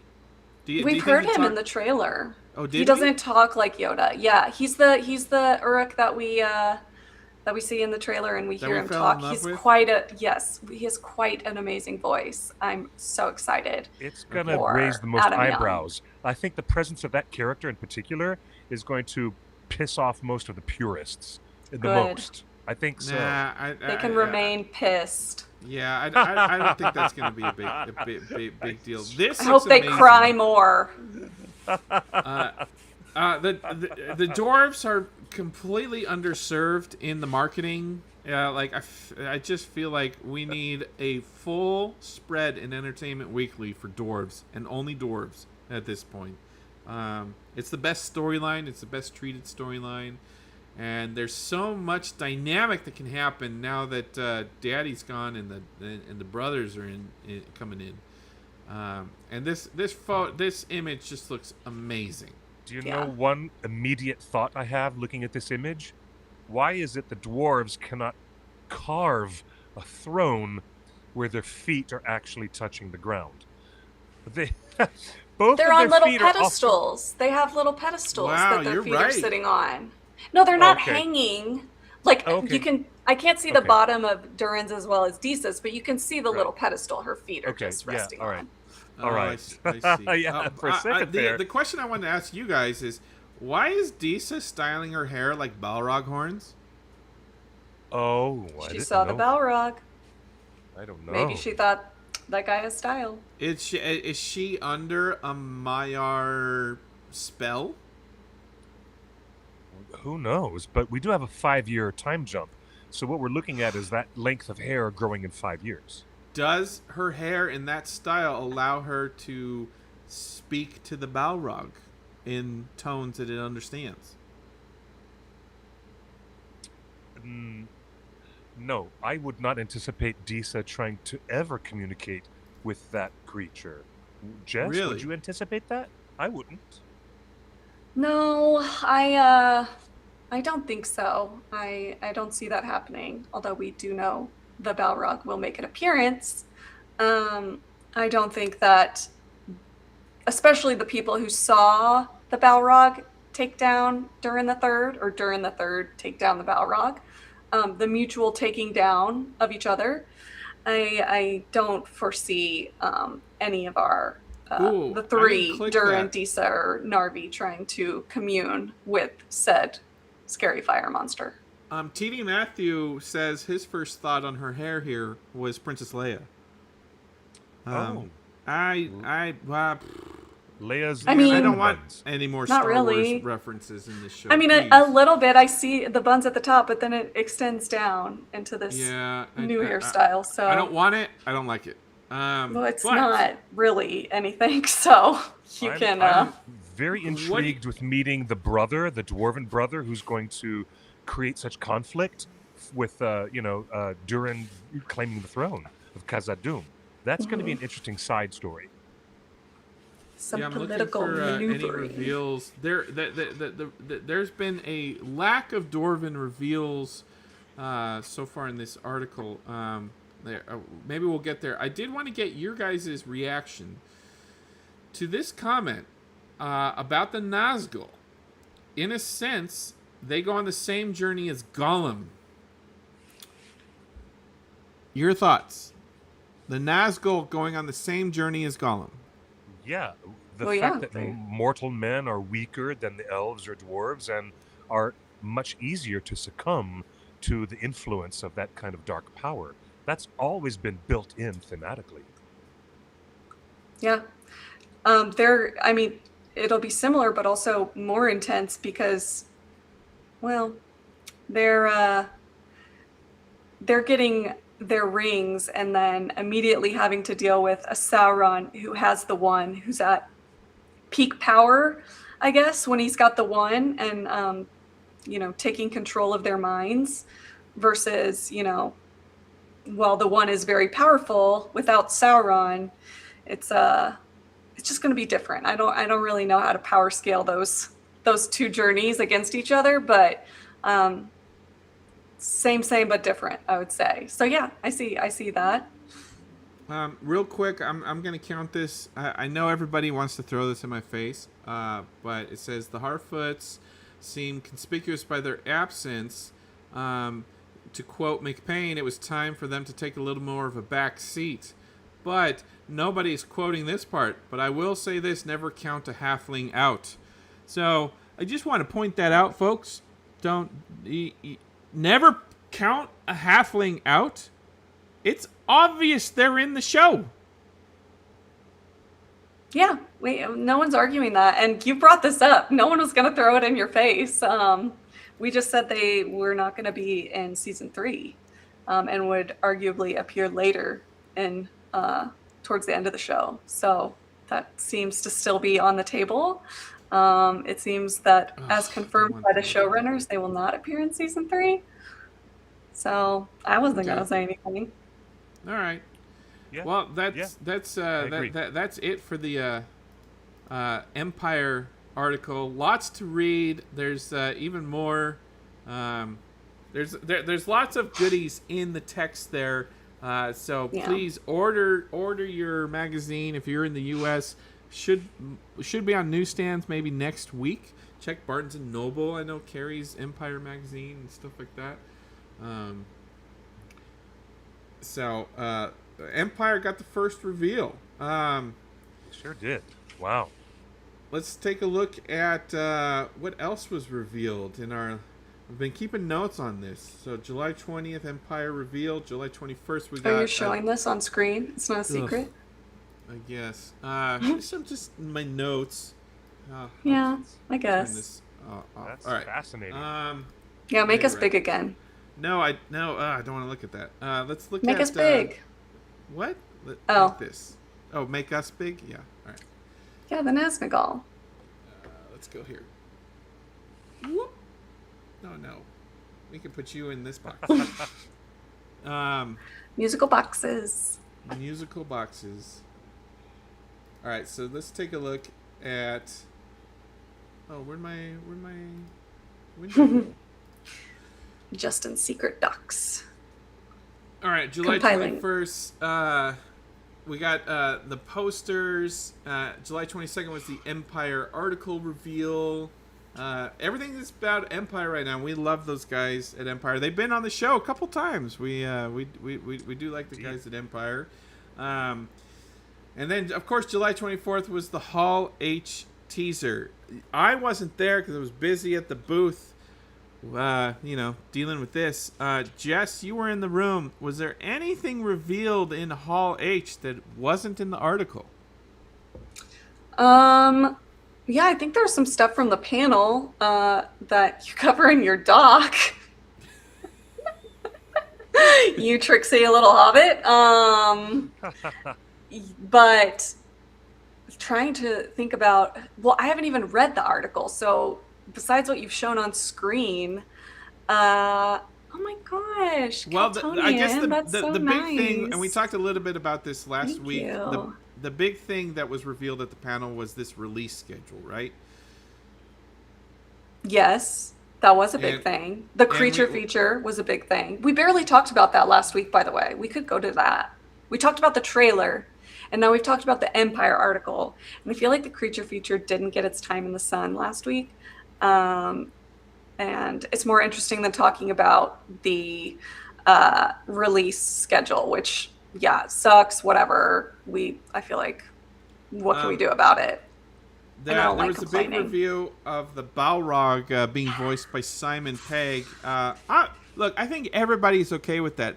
The weird thing about the Balrog talking is that I think the discourse around not only Lord of the Rings, but anything geek, Marvel, Star Wars, DC, has become such a hot plate that everybody thinks that there's going to be a reaction, right? But the Balrog talking is fine. Nobody's angry at the talking Balrog. Well, they are. What? Letter to No, no. 11 or whichever. David will correct me if that's the wrong letter. Because there's a letter where Tolkien says that the Balrog, specifically in the Fellowship of the Ring, as that scene where he confronts Gandalf, the Balrog is not supposed to talk there. And so they take that to mean that Balrogs are never supposed to talk, even though their embodied Maiar, the same, or incarnate Balrogs Maiar. having wings is a bigger debate. Well, this is also a debate. But this is, people are saying that this is not And like the textual, Balrog's not and supposed to be it's just 20 not feet true. tall either. Cliff, wasn't he described as just a big, tall man? 10 feet He tall? was greater far than any other man. No, it was. I mean, there was no specific scale mentioned by Professor Tolkien, but Yeah. these creatures are ginormous. And as I said last week, I don't have any issue with the Balrog being able to speak, because how else would Morgoth, back in the day, have conducted instructions, military strategies to his generals and his many Balrogs? So conversation seems to be part of the recipe that's just... Look, it's been kept off stage, but Jess, didn't we mention something about the Balrog breaking Gandalf's spell from behind the door? Yes, yeah. He Yes. was casting a counter spell Yeah. while Gandalf was trying to hold him off, and Is this like arguably McPain winning. magic? What are you talking about? In the Fellowship of the Ring, in the books, In the original book. Yeah. In the book? yeah, in the This book. real? Do you know what a book is? I heard it's a 20th century thing. Yeah, so there is a scene in the book where the Balrog is stated to be casting a counter spell, probably a mind-to-mind situation there, but yeah, there's a letter that, as David mentioned, there was a script written for an adaptation by Zimmerman, and Tolkien was not pleased with the treatment that the Balrog got, as he does not speak in the book at this part. And so he was just saying the Balrog does not talk in the scene in the book, and Zimmerman made him like do other things and be weird. I don't know exactly. I haven't read it. The Zimmerman script is just bonkers with the weird stuff. Yeah. They turned Is that the one where Lembas Frodo and Galadriel like have a thing, or is that something else? No, Yeah. that's in No, the that John was Borman Borman. script. Oh, okay, That's yeah. the John Too many Borman crazy script. scripts. That was a whole different weird ball of wax. Well, do we like this look of Anarion? I'm almost ready for Anarion, Yes. Isildur's brother, to take a more leading role. Yeah. And think I've he always will. I've always thought, and tell me I'm crazy, but I always thought that Isildur taking possession of the ring in the final battle is not what anybody wanted. I like the idea of setting up a situation, a dynamic where the free peoples of Middle Earth need Elendil to take the ring and win it for the free peoples, and then when he dies, maybe Anarion is there, and it's like the good son, but suddenly Isildur takes the ring, and it's kind of the bad son, the mess up son, do you think the show would play with that dynamic of like a good brother and a bad brother? I don't think that's what they're gonna do. You don't think? No. No. That I don't know how far that can go. I think they've it's not a good brother and a bad brother situation. The movies made it a little less clear that Isildur was not actually a bad guy. He's technically within the rights to take the Were-Guild, but it just wasn't. I mean, no one knew too much about what was going on with the ring, so it wasn't a great decision for him in the long run. And they should have destroyed it right away, but they didn't, or else we wouldn't have the Lord of the Rings. So I think they are setting him up very nicely, because I think there's a lot of excitement for this character just based on this cheeky little sword balancing act that he's doing here, and he's looking quite quite brooding and handsome, and his hair is wreckish, and I don't know. This is I'm really excited to see him. We didn't see Anarion at all in the trilogy, except He's doing his best maybe Christian as a Cole, statue. of course. Yeah. Yeah, but he's not going to be a POS. No, please not. Yeah. Yeah. He's going to be great. So a few things. There's been a ton of articles and a ton of interviews posted on Twitter and on YouTube, and I can't get all the links working, but I have my notes on this. I want to get your reactions to some of the big things that were actually said by the showrunners. First off, the big structural reset, the 5-year time jump, and the fact that this show is a good place to start. You don't have to have watched the first 2 seasons. Your guys' thoughts on their comments about jump in right now.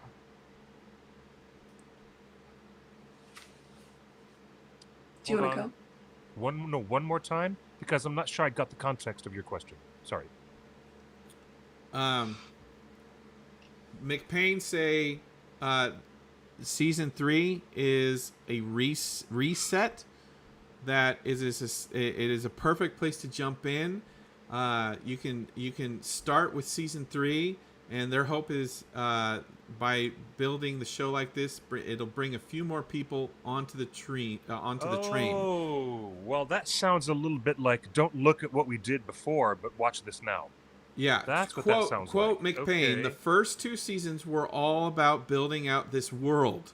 But throughout that time, we're lighting all these fuses and setting all these stories in motion. This 3rd season is when all those bombs start to explode.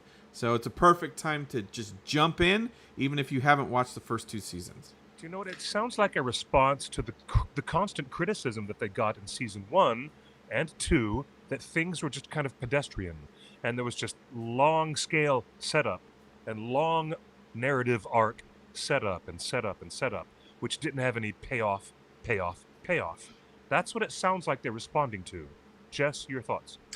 Yeah, I think that the way this is phrased by them, I mean, we've seen these guys in interviews. They get super excited, and we've gotten some interesting wording on some of their things, but I think we can't say that they're suggesting that anyone should jump in to start watching season 3 without going back to watch season 1 and 2. I think they're saying if you haven't watched the show up until this point, you can, jump in to season 3 after you catch up, of course, but you don't have to have been following along this whole time. They're going to set a prologue too, but if you need to, get your bearings really quickly before season 3, I feel like that's what they're saying. I don't think they're suggesting that just ignore the first 2 seasons of our show. I think that their wording just got away from them a little bit here, as it has many times. In the live chat, Barrack the Horse says, "Nay, that's not what they said. What they said was that it gets off to a running start and allows newcomers and people who watched season 1 and 2 to be on the same footing." Also in the chat, important to note that Barrack the Horse also says, we, the audience, are all going to be trying to figure out where the characters are now after this time jump and what's going on. It's not that big of a time jump. It's 5 years. It's not that big of a time jump. It's a blip in an elf's life. Yeah, but I think that there's also the prologue where we're gonna get some flashbacks that they've said. So we're also gonna be doing that at the beginning, in addition to the time jump to get us up to speed with the characters. The thing I really wanted to get your guys' opinions on is I made a big note about this. Charlie Vickers quoted in one of the interviews, I think in Sauron's mind, maybe Galadriel didn't reject him. What? Okay. Why would that dwell in Sauron's mind when he was told to his face, GTFO? That's exactly what Galadriel said. Why would Sauron have any doubt about clearly didn't get the memo 3,000 years later either. Daniel Wayman quipped after he said that, saying classic denial. Yeah. So, Charlie Vickers, who plays Sauron, is telling us, in Sauron's mind, maybe Galadriel didn't reject him. Another interesting part of this is one of the press outlets asked... Haven't I heard that from many a man before?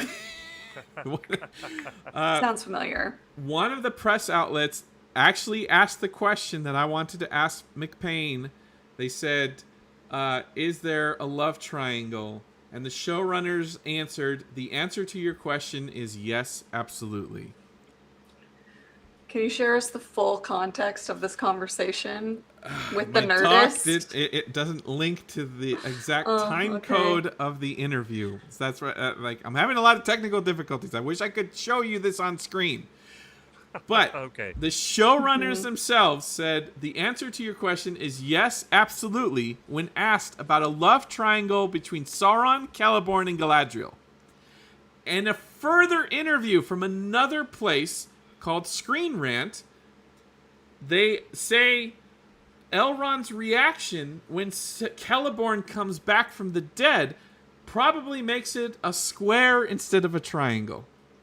And what are they basing that on? Look, for those in the chat, please take this with a grain of salt, because this was a very tempestuous or very precarious. She has a tempest in her, doesn't she? No, a precariously worded question that was arguably baiting an answer. And they took it. They took it. They know what they're doing. I mean, I've already said that I wouldn't blame them for leaning into this love triangle situation with marketing. That a love triangle doesn't necessarily necessitate any sort of reciprocation from any of the sides or points of the triangle. But arguably, it sounds like we will have dynamics at play between all three of the points of the triangle, Celeborn and Sauron and Galadriel, and then Galadriel and Celeborn. So it could actually be Elrond's kiss with Galadriel. Yeah, I don't Screen Rant. I'm not gonna take that one at face value. I have no idea. I have not heard that yet. Look, the facts are Celeborn's back on the scene and they're husband and wife. The facts are Charlie himself says, I think in Sauron's mind, maybe Galadriel didn't reject him. So he's still playing mind games. And there's another interview where Galadriel talks about having mind games and part of the drama that she's dealing with Sauron in her mind. And then, of course, you got Celeborn, you got Sauron in her mind, who doesn't think they broke up, and then you got Elrond, who kissed her in season 2. So you have... This is everything I wanted from show, Cliff. Back in 2019, I said Riverdale in Rivendell. You wanted Riverdale. You wanted all the bad soap teen. You wanted this to be a bad teen soap opera. Baby! We know you've always wanted a bad teen soap opera, but all seriousness, and let's put aside that guff, because that's a lot of guff. Okay. I'm fully serious about this. Look at my shirt. This is how serious I take this. Yeah, we know, baby doll. We know. But hey, guff. The thing is, Galadriel has a great guilt and a weight. She's carrying a burden that she is forever associated with the downfall of Ost Enithil, the downfall of Eregion, the death of Celebrimbor. She's making that association to herself because of the critical mistake that she made in bringing Halbrand around, not knowing that it was Sauron in disguise. There is much more important thematic material for this character to work through. The reappearance of Celeborn on the scene may actually give her a person that she can confide in. For all the turmoil that she has inside, feeling guilty, feeling really responsible for the horrors that have been happening, leading right up to the rings of power being made. This is something that she feels almost directly like she was a catalyst for all of it. There's not just a silly romantic triangle that she needs to work out. What the writers, I think, and I'm saying this in earnest, because I've always wanted the show to improve, and it has. Second season was a great improvement over the first. And now in the third season, they have much more meat and potatoes with Galadriel's major narrative story that she has to reconcile with other people who are making her feel guilty. She has to reconcile with herself for feeling guilty about what happened. It's not about romance. It's about reconciling this horror that she quite innocently brought into the midst of everyone, and the continuing fallout of what is happening with the rings being distributed to different people, dwarves, men, and elves. And there's Galadriel sitting there saying, probably saying to herself, if it weren't for me being so misguided, maybe this fate would not have befallen us. Celeborn, I think, and I can predict this with some sincerity, Celeborn gets to come in so he can be a cipher, so he can be a sounding board to listen to her, explain her heart of hearts in a way that she can't talk to other characters. And in her heart of hearts, she can actually say, this is what's been dragging my spirit down. This is the guilt I feel. This is what I'm trying to reconcile. It's not about a romantic thing. It's about her feeling great responsibility for the many, many heavy things that have happened. And I'm looking forward to how the writers are going to write themselves in and out of her story. I'm very intrigued by it. Please, what are your thoughts, Jess? There's Nerdist. Yeah. Nerdist is not Screen Rant. Nerdist is more respectable than Screen Rant, and there it is in their headline. But we can scroll to we know the clickbaity headlines. Let's scroll to the full context of the quote. While I totally agree with you, Cliff, I think that I'm so excited to see their conversation and for the hopefully comfort and absolution Celeborn can provide her. Because, I mean, if Sauron didn't use Galadriel, he would use something else. He's an opportunist. I think that the first couple seasons have shown us that he's going to use whatever comes his way to get what he wants. And Galadriel happened to be there. And so ultimately he used her. He used Celebrimbor, like whoever was in his way. And we're going to see him continue to do that. But it's, I hope that she's able to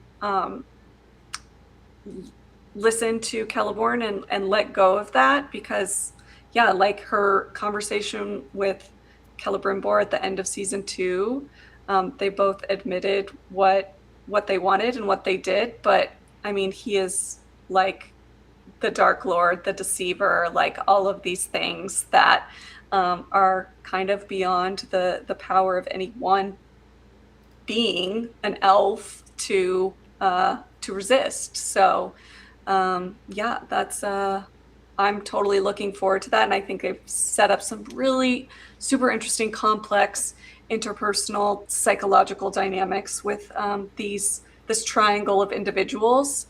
I'm glad that we're coming to using the term in the way that the showrunners did. So there you go. There it is. I'm side-eyeing the way that this question is framed. As a complicated relationship tangle, indeed, I say, as a little bit of a love triangle. Like, who knows if how that was presented in this conversation. I'm just side-eyeing I love Rotem, who's the author of this, and her she's amazing, intense Galadriel support. I really appreciate that, but I don't see this as a question that was presented without an agenda and without a hope for an answer. Exactly, everything. Everything is. It's literally in a respectable press outlet. The showrunners themselves do not. The showrunners themselves are literally telling you right there. Why I'm are not you saying fighting I'm not saying it's lying. I'm saying that I take everything as baiting for engagement these days, and it's hard to argue with that. Like, what is not engagement baiting these days? All things being equal, Jess, that is absolutely the smart place to stand. Yeah. Absolutely. So I'm not gonna get spun out. Which, I mean, I wouldn't have a problem with anything anyway, but like these quotes in, even within the context of their article, it's like, let's reserve some judgment. Who's ignoring the truth now? I'm not ignoring it. Words. I'm just saying, take everything with a grain of salt. We're taking leaks with a grain of salt. We don't know the context of what they're saying. Look, listen. I've been right about this whole Haladriel thing since day one. You guys don't want to admit it, but it's the core concept of the show. The core concept of the show. And Tolkien literally said that his Sauron's greatest foe was Galadriel. He also said that if there was a precise opposite for Sauron, it would be Gandalf. So, he said many things, and he changed his mind, and he wrote different versions of different stories. So, yes, he did. There's no like one correct answer or interpretation on almost anything in the Legendaria. All right. Well, especially not the Second Age. I'm sure there's going to be more stuff coming over the next days and weeks and months. We don't know when anything will drop. The only other one thing I did want to mention, I can't bring it up right now, is when talking about the Balrog speaking, the showrunners did say creatures in Middle Earth talk. That's just what they do. And Cliff, have I not been saying that since 2019 as well? I want eagles to talk. I want foxes to think. I want the Maris to show up and start talking to wizards. I wanted the eagles to talk in the War of the Rohirrim, but the writers passed that off as, only the wizards have a secret language to be able to understand the eagles. Yeah. It's open season at this point. If the Balrog is talking and it's Simon Pegg, and let's go for it. Also, Beric the horse. I hope you get a cover of your own. I want to see Beric and Shadowfax on the cover of Entertainment Weekly. The horses of Middle Earth. I can't wait till the first shot that we get of Beric for this new season. Hopefully he's I don't know if that was him in the trailer, because I can't tell who his writer is, but maybe they'll do their own little thing for Beric, because he's noticeably such a fan absent in the trailer and all these photos is our girl Estrid and her betrothed husband Hagen. Yeah. And Kemen. Her super cute husband. Noticeably absent. Yes. And Kemen is not shown at all. Did we see Elendil's daughter in anything? Maybe.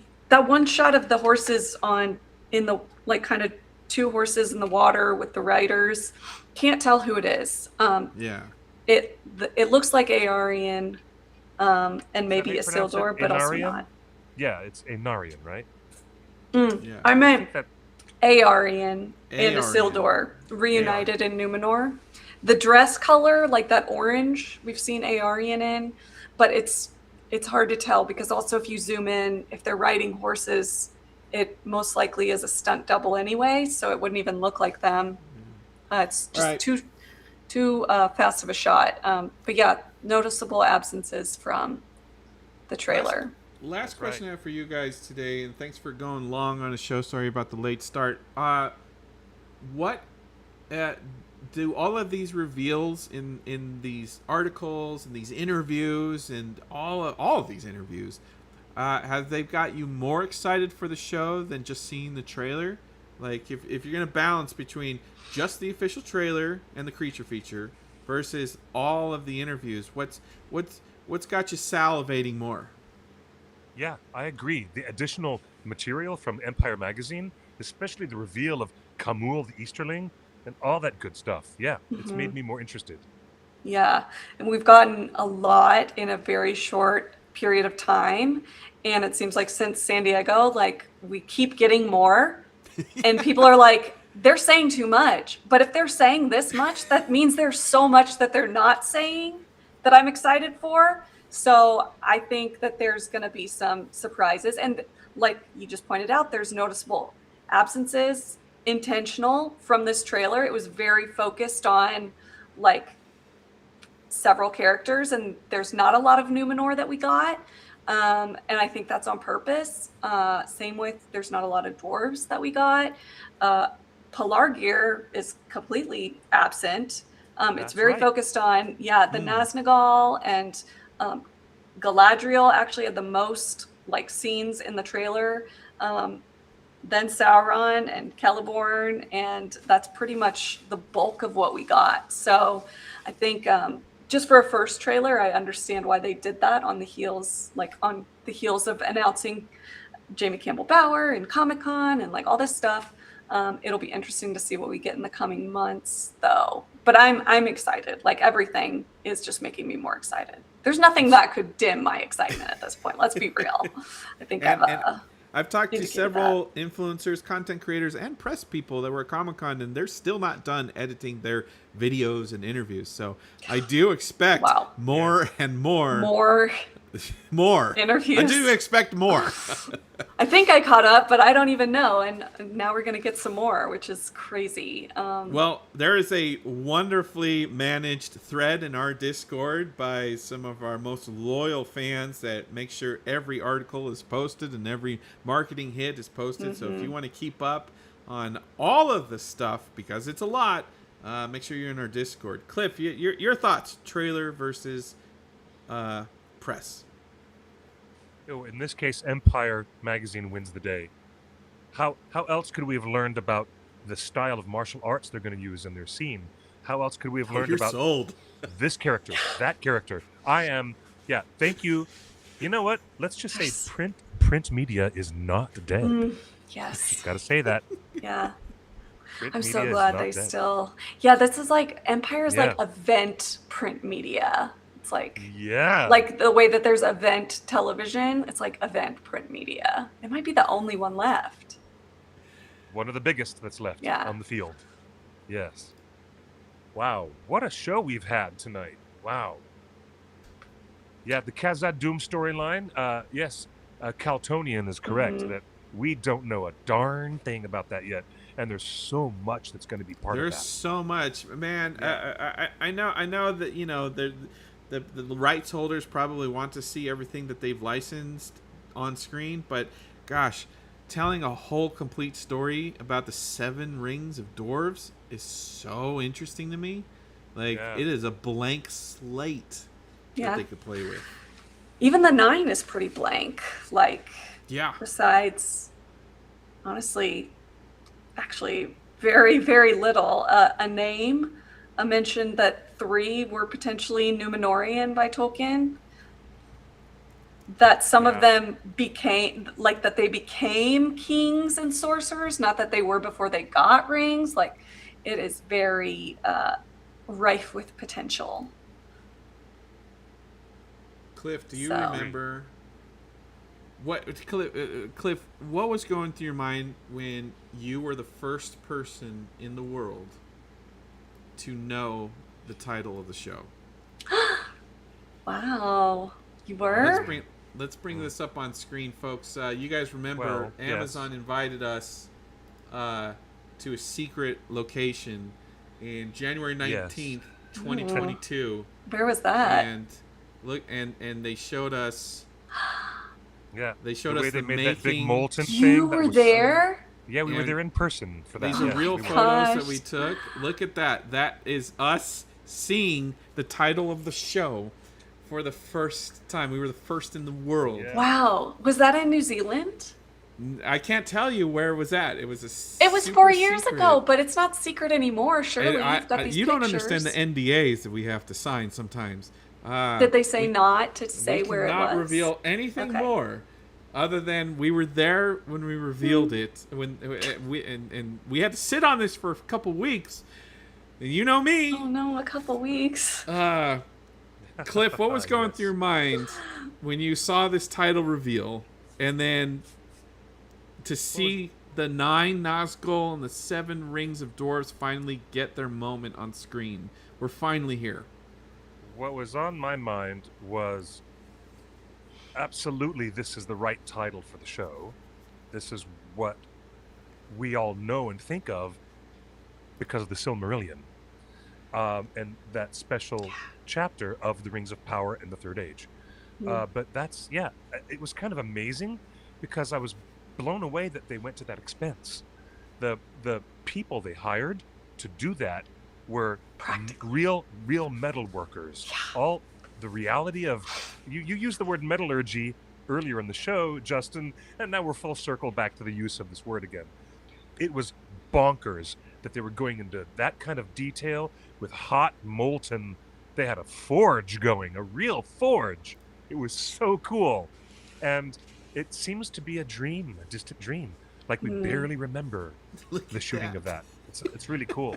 So when they like filmed them, actually, like you were there when they filmed that little Yes. preview video. Yeah, Wow. pouring actual molten. So they only did it once, and you were there, and they filmed it. It took a couple weeks to get it right. There's Oh, okay, multiple they were like shots. testing it out. Okay. There's multiple camera angles and multiple shots. There's Yeah. close-ups and everything like that. But that was real molten metal, real chrome. Did they reveal it to you by letting you like read the mold, or? They had this thing under a tarp, and they walked us around, showed us the thing. Cliff, Yes. describe it. How can I describe it? How can I describe it? There was dangerous amounts of heat in the very close proximity to us. So the biggest thing that they were concerned about was every single safety protocol that we had to adhere to just to even be in that room, in that warehouse. So it was just kind of nuts. I was kind of amazed that they had camera equipment that did not melt when the camera was brought in at such a low glide over the metal that they were pouring. It was shocking. It was just, that's not the word. Astonishing is the word. But my first reaction mentally was the scope of the show is giant now. We're talking about a giant cast. Yeah. Telling 20 Really big rings, shows. the story of 20 rings, and all of the people that those 20 rings impact. I was just like, oh, this is the biggest show ever for TV, and yeah, and season 3, we're finally here at the moment where the rings are in play, and we're getting the promise of this title. I'm so excited. Me too. too. Me too. Justin, can you bump the thing that I sent you in the Discord? What is this? What is this? Okay. It's not Rings of Power related, but it means a lot to me, and it would be nice if I could. All right. Plug Well, thank you for this. being on the show. What do you got to plug? Or you got a new movie out? This is a podcast that I did with the Entmoot podcast on something near and dear to my heart, and that is Eärendil and chapter 24 of the Silmarillion. We were just talking about Eärendil. I know, exactly. And I see what you Keltonian mentioned that he listened in the chat and that he really loved it. And that means a lot to me because this is like, I don't know, I've done a paper recently, and just I'm very passionate about Eärendil. And so if anyone would like to listen to this podcast and tell me what they think, then it would mean a lot to me. I believe there's a link. It's on Spotify. He's showing the Spotify link. It's on Apple Podcasts. And I think the Tolkien community thread on the Torn Discord, I think Webb posted a link there as well. I'm an Apple guy, so here's the thank Apple you. podcast. I am too. There it is. That's one. I don't have There Thanks, you go. Justin. That's Spotify, awesome. so there you go. There's the links in the chat. I had a great that's time with awesome. these guys, so I don't know. I just would love to hear anyone's thoughts if they get a chance to listen. If you're into podcasts, it's a little funny. We get a little. I love the Entmoot podcast, guys. They're both poli-sci guys, and so they look at Tolkien's works from like a very left-wing kind of perspective. Through a political lens. So it's nothing about the movies. It's nothing about the show. It's straight text. And we get a little academic with it. So if you like philology or mythology or Beowulf, there's a lot of that in here. All right. That sounds really Yeah. cool. That is distinctly cool. Well done. Thank you. Thank you for bringing that to my attention. I was not aware of their podcast, so I'm glad I'm learning I something think new. you would like Yeah. it, I think. Oh, Yeah, it's sure. great. I love these guys. Absolutely. Yeah, they've had some great Tolkien scholars on there in their time, and some great Tolkien authors. So I think if you scroll down the list, I'm sure that you'll recognize some of the names if you're familiar with. A look ahead at Ahsoka season 2. That doesn't look like their pod. That's a totally different podcast. Yeah, that's See, not this their is why I pod. don't like Spotify. Like it serves you things that have nothing to do with anything that you just See listened all to. episodes. Click see all episodes right there, middle Right. of your And screen. Project Hail Mary by Andy Ware. I interviewed Andy Ware at Comic-Con a couple years ago. He's a great guy. Oh, that's cool. Jessica cool indeed. Archer, There's me, Claire Moore. John Rosengrant, Tom You're Hillman, just going yeah. so fast. Dan Bessner, Stephen these are- Yandel. So small. So this looks fun. All right, Ant Moo Podcast. You guys check it out. Your first episode, Jessica gets credit if your first episode is hers. So I get credit. yeah. No, I think you just you would get love for people to listen. 0.00001 cent on every stream, right? Like. Oh, I that's don't know how about. I don't know Spotify anything works. about that. It's their Spotify. It's not me. Like. All So right. thanks for letting me plug that. Of course.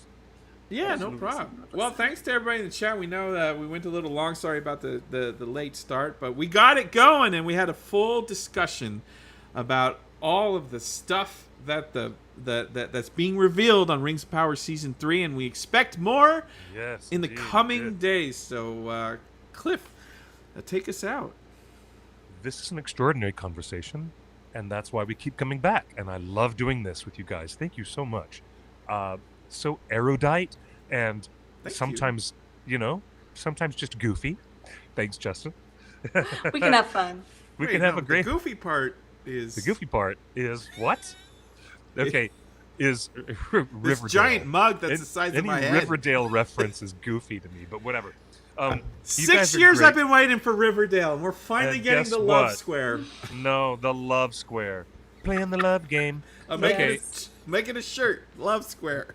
The love square. Stop it. Okay, we're done with the show. Thank you, everybody, for joining us. A lot of you folks are in the live chat, and you have been staying up very late tonight in your time zone. We appreciate you. Thank you for being part of this, because without you, we are nothing. Welcome again to theonering.net. Please look us up on all social media, theonering.net, but take out the dot, so it's just the One Ring Net. Me, I am QuickBeam2000 on Instagram and Blue Sky. Jessica, where do we find you? What's your handle?